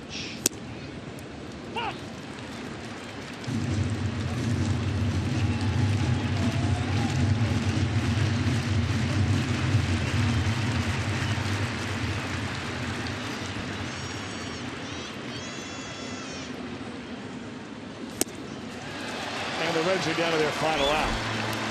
Reds have not had a hit since a single by Bourgeois in the 6th inning. They had 2 hits in the first. They have a total of 5 in the game.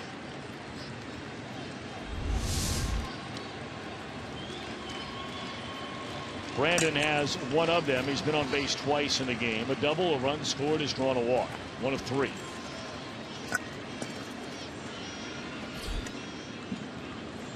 Three of the 8 Marlins runs, unearned runs in this game. But it's a 7-run lead in the ninth.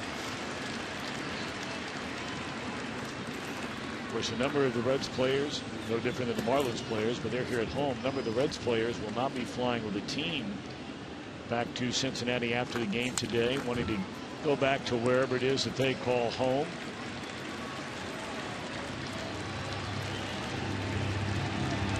In a city this size on a Sunday, late afternoon, early evening, you can get the most of it. 0-2 pitch. That's all she wrote. The Reds lose 3 out of 4 in Miami after starting this trip sweeping the Nationals in a 2-game series. Final score today is 8-1. We'll be back with more in a moment.